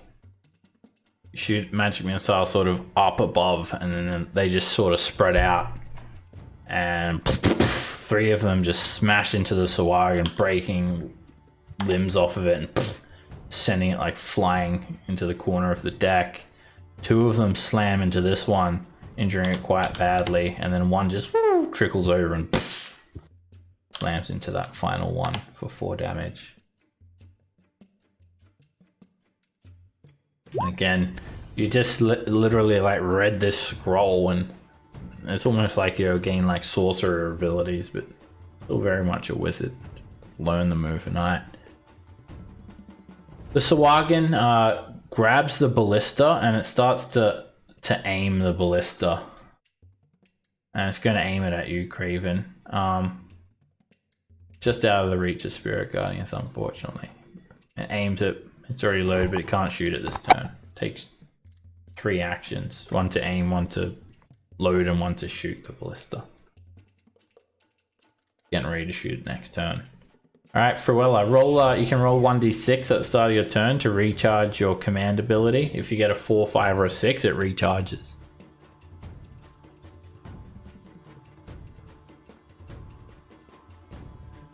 Oh, you didn't get it back yet.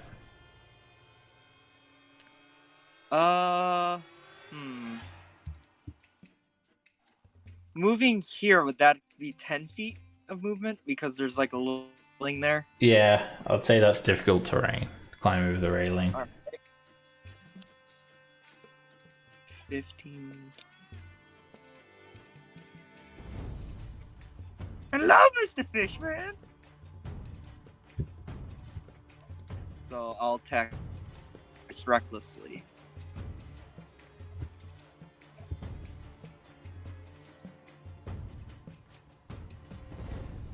Alright, you run up to the stern and you hit.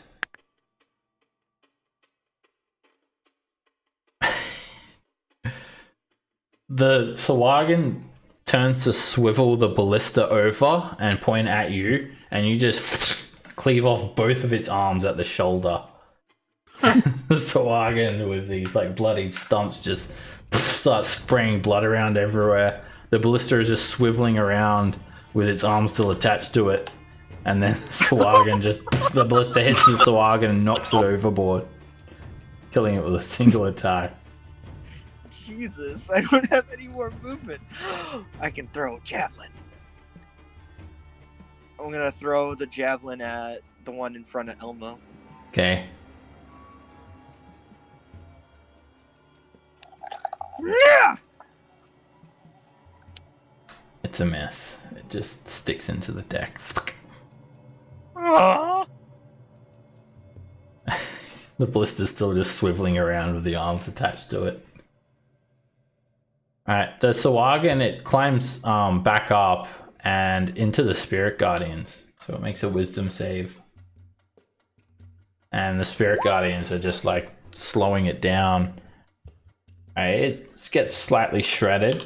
And then it just goes crazy attacking Mario. Slashing and clawing. The attacks are at advantage. And it just... Wow, wow, wow. Mario just explodes. Spores. Just... Spores just sort of spray out. But they don't like do anything. Mario just disappears and the little idol just hits the ground. Reverts back into an idol. And then the Sahuagin ends its turn there. Elmo. Alright, I'm going to attack the one that just attacked Mario. Alright, you're at disadvantage because you've got an enemy within 5 feet. And Okay. that hits. Alright, you shoot the Sahuagin quickly, like rapid firing this arrow, this bow. You hit him in the leg with one arrow. You hit again. And you just put an arrow straight through his chest. The impact just sends the Sahuagin flying off the deck of the ship. Alright, I'm going to go for the...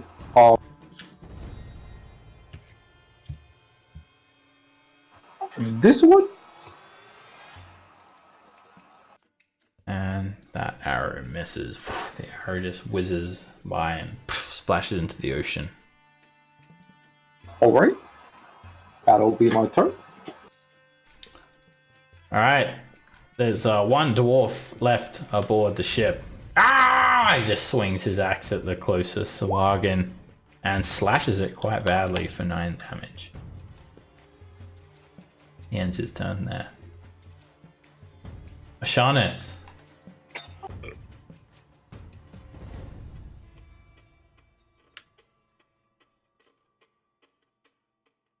You cause. Got it. That one. Alright, you swing at that Sahuagin, but it brings up the spear and parries you off. You swing again, and the attack is not enough. Sahuagin's able to block that attack as well.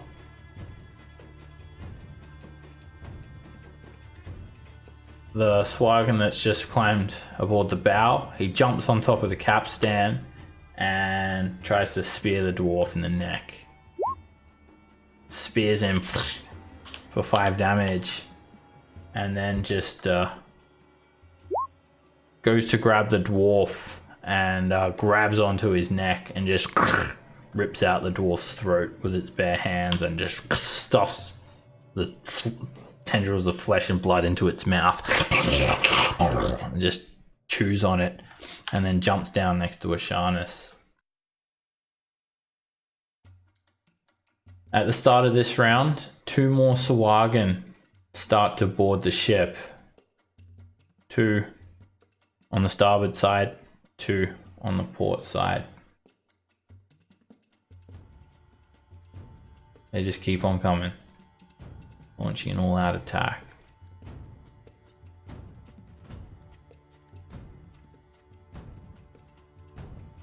Alright, this one is in Spirit Guardians and makes a wisdom save. Alright, it just gets shredded by all of the spectral sea creatures. Rip it apart. One is also in Spirit Guardians. It makes a wisdom save.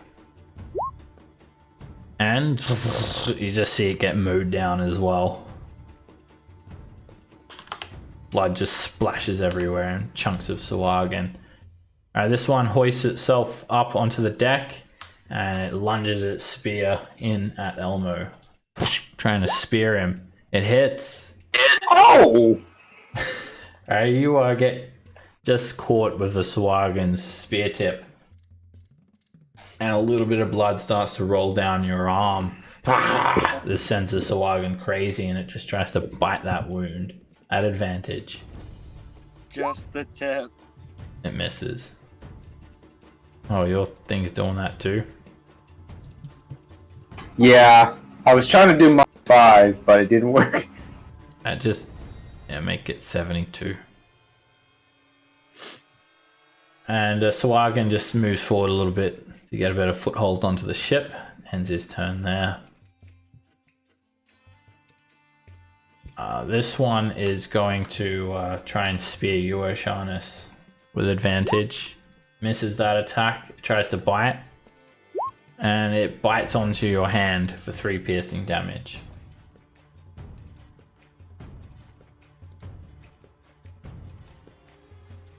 Melanie.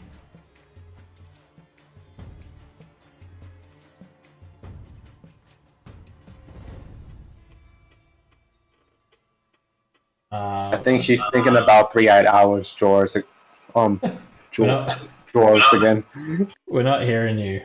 I'm seeing the Discord thing light up, but we're not hearing anything.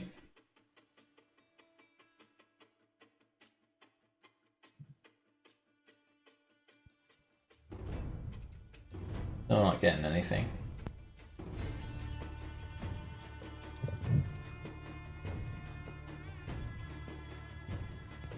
Now? Yep. Yep. Alright, sorry, I think I'm unplugged. Alright, so I'm gonna move up a little bit to try and get more folks in the chum blender, is what I'm gonna call this move here. The chum bucket. Yes, my chum bucket, yes. It's almost like your nickname. It's almost like your nickname for me, honey. Just a little bit different. Anyway, and it was very crass. I apologize. Sorry, listeners at home. But that's life, bitch. The All right, so that's been Chowdinator. 20. Nice. 20 feet. I'll move 5 forward more. And then this gentleman here, this green boy, attacking Elmo, I will shoot him with a guiding bolt, and I'll go ka-chang! This Fuck! Damn golden With bolt of energy. healing? That would have been a good one. Oh yeah, it exploded him. Oh well. It, I was it like, just, well. it just sort of fizzles off into the darkness. Then I fizzle my turn off into the darkness in shame. Craven. Alright, I'm gonna move up since it's safe. Or actually, this ballista on the right, you said it was pretty much ready to go. Yeah, you need one turn to aim it, and then the next turn you can shoot it. And it has a +6 bonus and does 3d10 piercing damage. Yeah, everyone looks relatively good. So, yep, that's what I'm gonna do. I'm gonna run over there and aim it. All right. Where are you aiming it to? I'm going for, yeah, this guy. No, this guy right here on the left. Okay. All right, you aim the ballista. Get ready to unleash a harpoon at it. Shish kebab. Alrighty. And that'll be my turn. All right, this Sawagan is gonna make a wisdom save. Actually, it's just shredded no matter what. Just I like it. it goes into the blender. Mermaid Man and Barnacle Boy. All right, three-eyed owl. Going to.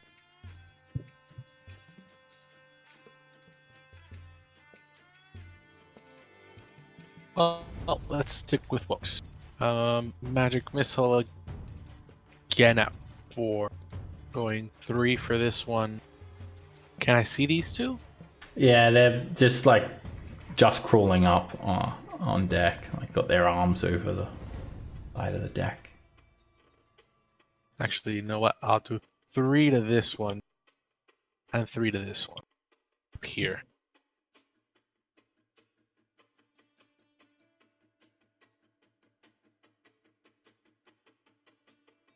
All right, 3 slam into the close Sawagan, just sort of bruising it up a little bit, and 3 fizzle around and slam into the other one, leaving him quite badly hurt.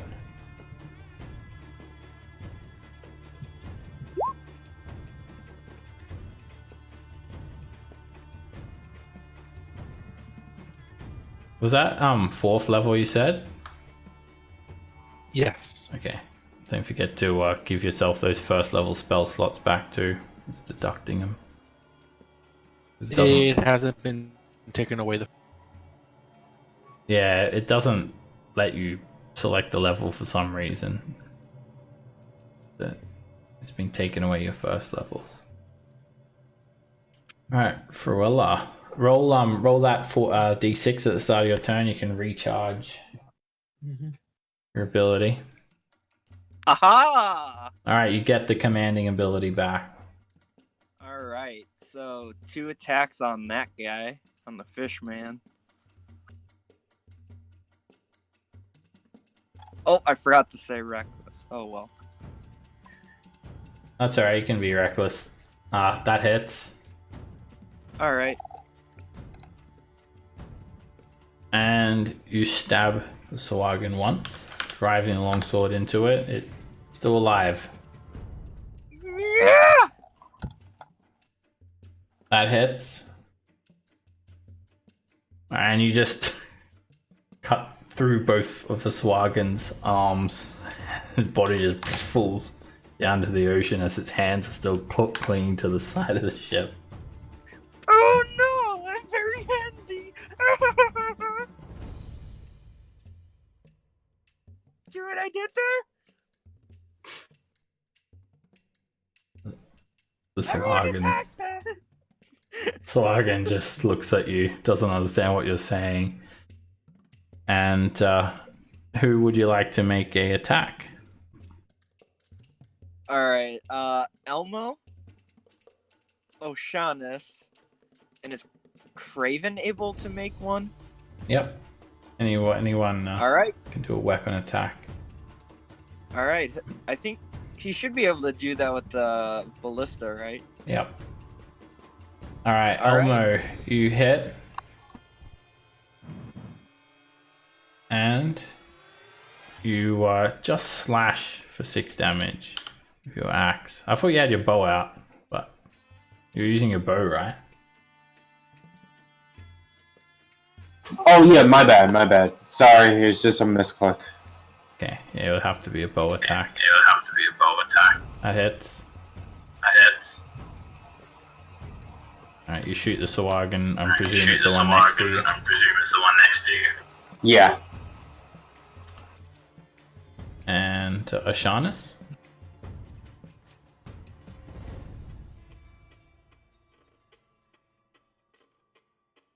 O'Shaughnessy? That's you, Cos. Got it. I'm not used to O'Shaughnessy. All right. I'm going to attack the one that's injured by me. Okay. A 7 is a miss. Ugh. I'm not doing very well with this blade. Again? Oh my gosh. You only have 1 attack, because Oh, I thought it I just had gives two. you a single attack. And then Okay. Craven. You were aiming at the one that Fruella cut down, but I'll say you can like point it towards this one instead. Okay, thank you.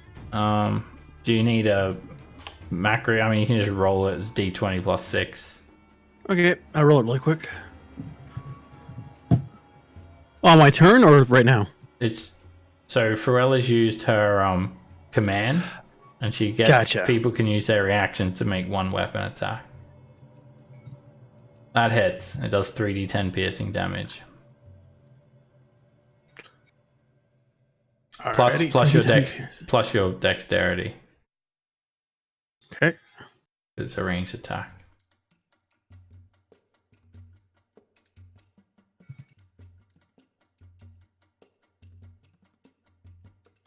Alright, you just sink a massive bolt and it just bursts through the Sawagan, almost killing it instantly. Alright, anything else for your turn, Fruella? I don't think so. No. Okay. EOT. Elmo. All right, the one that's very bloody. I'm gonna take a shot at him.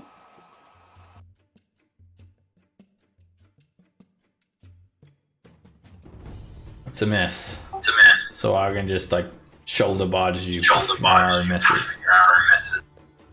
It's a hit. Alright, you just put an arrow into the. Quickly knock another arrow, put it into the Sawagan's leg. That hits. And you then quickly just point blank shoot it in the neck. Sawagan slams onto the deck. Dead. All right, that'll be my turn. I'll do that one. Come on! Wow. That attack is a miss. And that hits. You just shred the Sawagan, ripping through its neck. It drops to the ground dead. One hit. Sawagan tries to bite you, Oceanus. And it breaks through your defense, chomping you for 5 damage. Then tries to spear you. And you bring up your shield, blocking the attack. Alright, this Sawagan, it just gets shredded. What's left of it is just minced. Sharknado damage. Sharknado! This one actually jumps up into the Spirit Guardians. And the Sharknado starts to slash it a bit. And it lunges at Spirit Elmo with advantage. Spears you for 8 damage, Elmo. And then it tries to bite you. Chomps onto you for 5 more. Total of 13 points. Alright. Something big pops up now this round. See, as you look over towards the starboard side of the ship, this large dark shadow starts to loom next to the ship. The ship is sailing and you're moving as this is happening, and this thing is keeping up with the ship. And then it just sort of rises from the water and you see a massive Sawagan. It is huge. It easily rises above the height of the main deck, peering up out of the water. It wields a massive trident in its hands, which it has 4 of. It's a 4-armed Sawagan. And another Sawagan appears next to it. This one is not as big as him. This thing is a Hulk. But it is adorned with all of these different shells and jewelry. It looks very shamanistic, like some sort of priestess. And it starts to cast some spells. Need to join the initiative. Alright, the Sawagan priestess. As she rises up, she is going to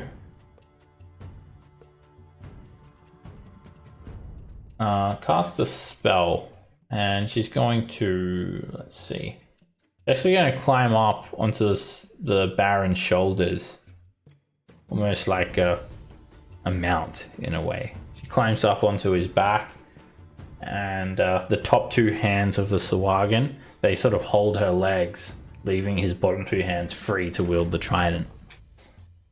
She gets a better view of what's happening above the deck here, and she casts a spell on Elmo and the 3-eyed, actually Melanie and Elmo. Each of you make a wisdom save.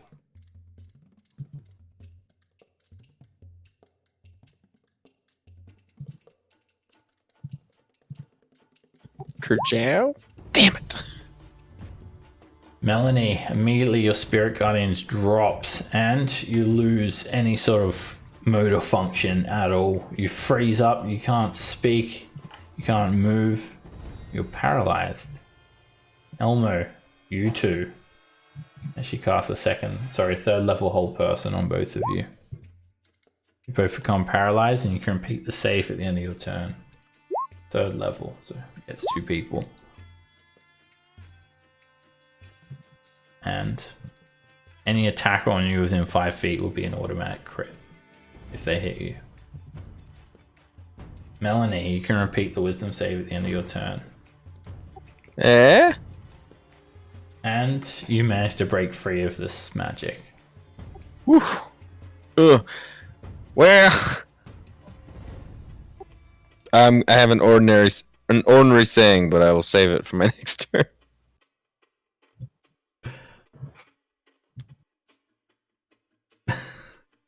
Something about Popeye's chicken.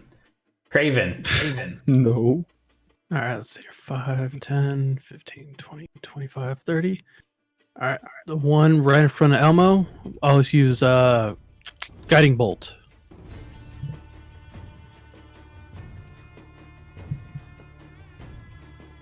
Alright, again, Craven busting out the cleric spells. Even though Melanie is a higher level cleric than Craven, he's still got something. And you just send this star-shaped golden bolt over, but the Swagan just dodges out of the way. For a brief second, it sort of illuminates the nasty scowl on the Baron's face. Alright, the Baron, it sort of just swims forward. It's easily, like, able to keep up with the ship as it sails through the ocean. And it starts to climb aboard. And it just, like, easily hoists itself up, with the priestess still sort of being piggybacked.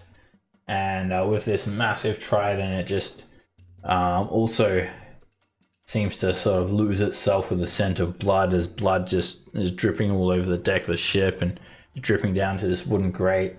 It swings its trident at Elmo. And it hits. It's an automatic crit. You're helpless, Elmo, as you look on in horror. You're stabbed for 18 piercing damage. It draws the trident back and it thrusts it at you again. And it hits again. You're hit for another 13 piercing damage. And then it just snarls. Total, please. It still got one more attack. It snarls and it then tries to bite you. And that hits for 16 piercing damage. The total is 47 points of damage. 48 points of damage, sorry.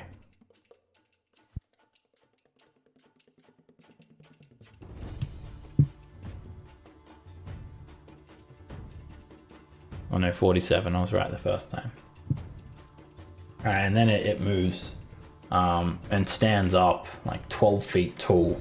This gangly, massive Baron just hovering over everyone.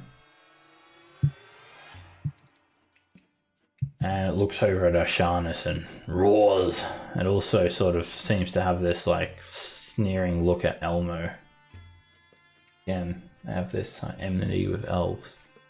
Alright, Three-Eyed Owl. You're up. Would I know if they are hurt by cold damage? I Maybe. think Craven did a couple of cold damage stuff. I mean, you would imagine that they wouldn't have any like special resistances to cold, as far as you can tell, like by looking at them. That's what I was trying to figure out. Alright, I'll go 10, 15. Now, as you move away, the Baron is going to try and stab you with the trident.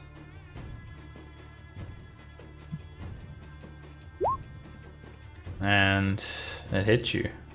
Stabs into you, almost impaling you for 18 piercing damage.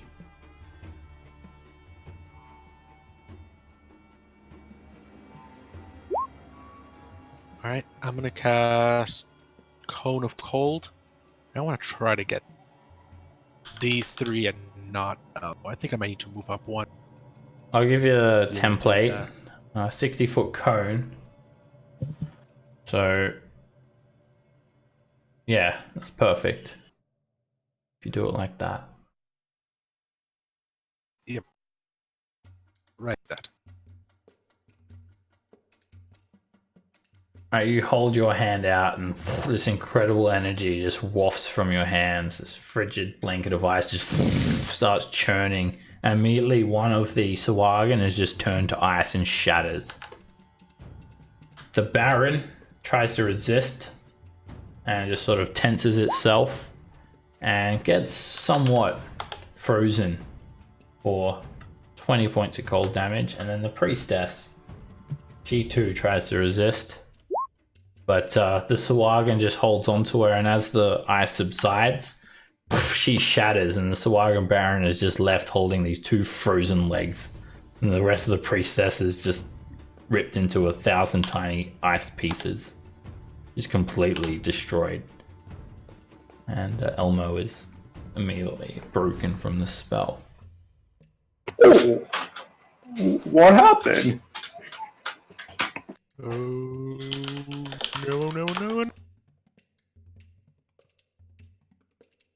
15. Running away. Cruella.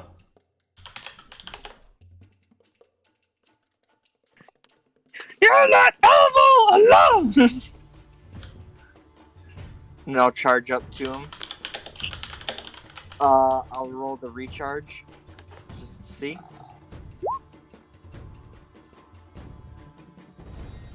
Hey, and it comes back. So, I'll recklessly attack 2 times. This guy. Alright, this massive Baron turns towards you, Cruella. Yeah! It's wearing this like sort of shell kind of armor. And you hit it and you break straight through the armor, hitting the Baron. You slash it, and it only puts a small wound across it. This time 14 bounces off its shell armor and misses. Alright, and then I'll do the shout. Okay, you give a command, and 3 people can make an attack. I'm guessing Elmo's just taken one. Yeah. I was gonna say Elmo, but I guess he just assumed me. Elmo commands you to command him. Yes. Alright, who are you attacking, Elmo? The one in front of me. Okay. You gotta tell me who you're attacking when you do an attack. Sorry, I'm getting used to this push to talk. Okay. That hits. Alright, you shoot the one next to you for 9 piercing damage. And who else are you commanding, Cruella? Oceanus? Okay. Giannis, you can make a single weapon attack.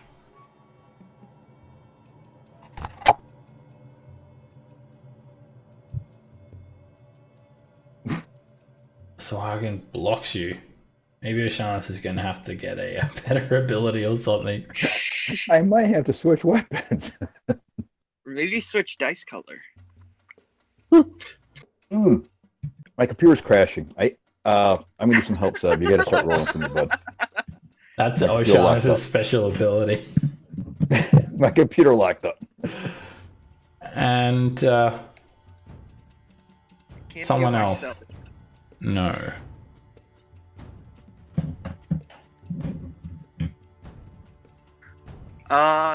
It would. I don't think anyone else can do the immediate attack.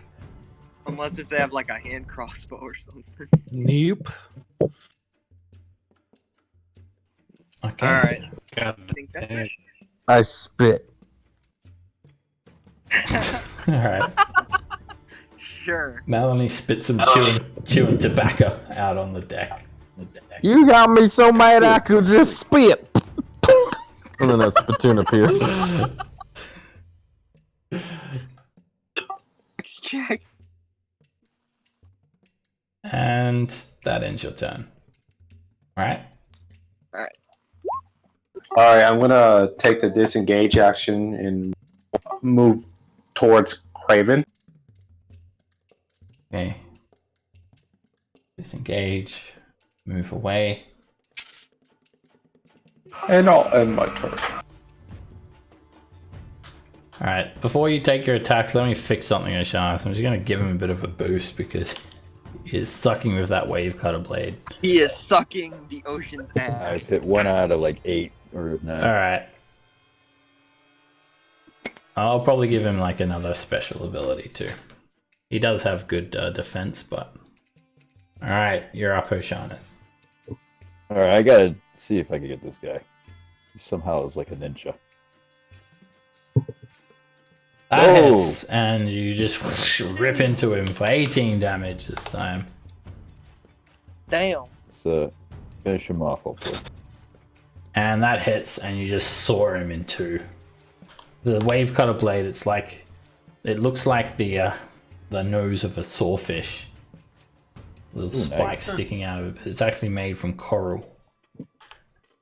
I Melanie. like you now.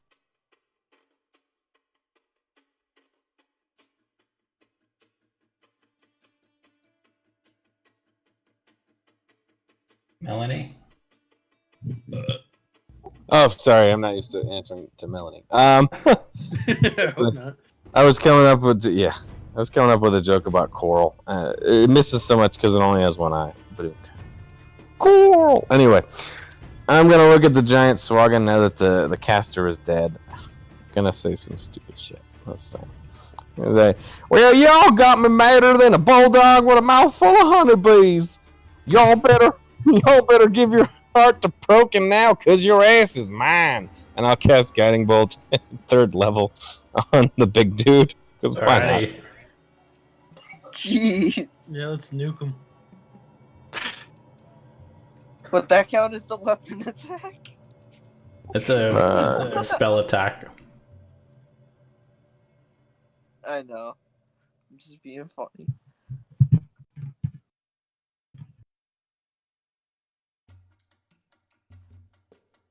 That hits. And 24 radiant damage. What's the healing on there for? Oh, I'm not sure why it's saying healing. Alright, that hits the Sawagan Baron, and poof, this golden star just cuts a hole through him, and then he erupts in this radiant glow. So the next attack on him has advantage, like glowing bright yellow. I flip him off, and then I walk away, and I passed him. Alright, Craven. Madder than a hummingbird and a bee's nest. I got these all day. But I'm gonna use Sacred. Now I'm gonna use Healer's Kit to heal Elmo. Alright, you wrap a bandage around Elmo and it instantly repairs his wounds. Somehow. It's a cleric thing. Oh, Give him a thank you, nice Clark. No problem. Just lay off the hooch a little. And up 2, because I'm not going anywhere closer to that big fucker. And that's it. Alright, the Baron snarls and it makes these attacks with advantage. It tries to stab at Fruella with the trident once. Tries to stab her again. And it crits. Stabbing her for 28 piercing damage. 2 of the prongs of the trident go into each of your legs. Then it comes in to like sort of slash at your face with a 3rd attack. And it claws you for 7 damage. And then it actually looks around and dives off of the boat, jumping backwards to retreat, evoking from you, Fruella. You have advantage on this attack with a guiding bolt.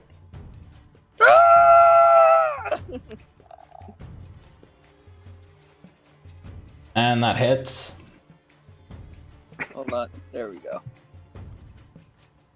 Hold on. It's being a bit slow. And just as the Baron is leaving, you just take one quick swipe with the longsword, and the top half of the Baron makes it over the edge of the ship, and the legs just stumble and hit the deck as you cut it in two. I told you your ass was mine. It's my ass! As you look over, you see the deck just red with blood. Suddenly, all the dwarves, including Wolgar, they run up from below deck a short while later. Are we here to help? Oh my god! Where'd all these come from? I'm glad the Sharknado went away.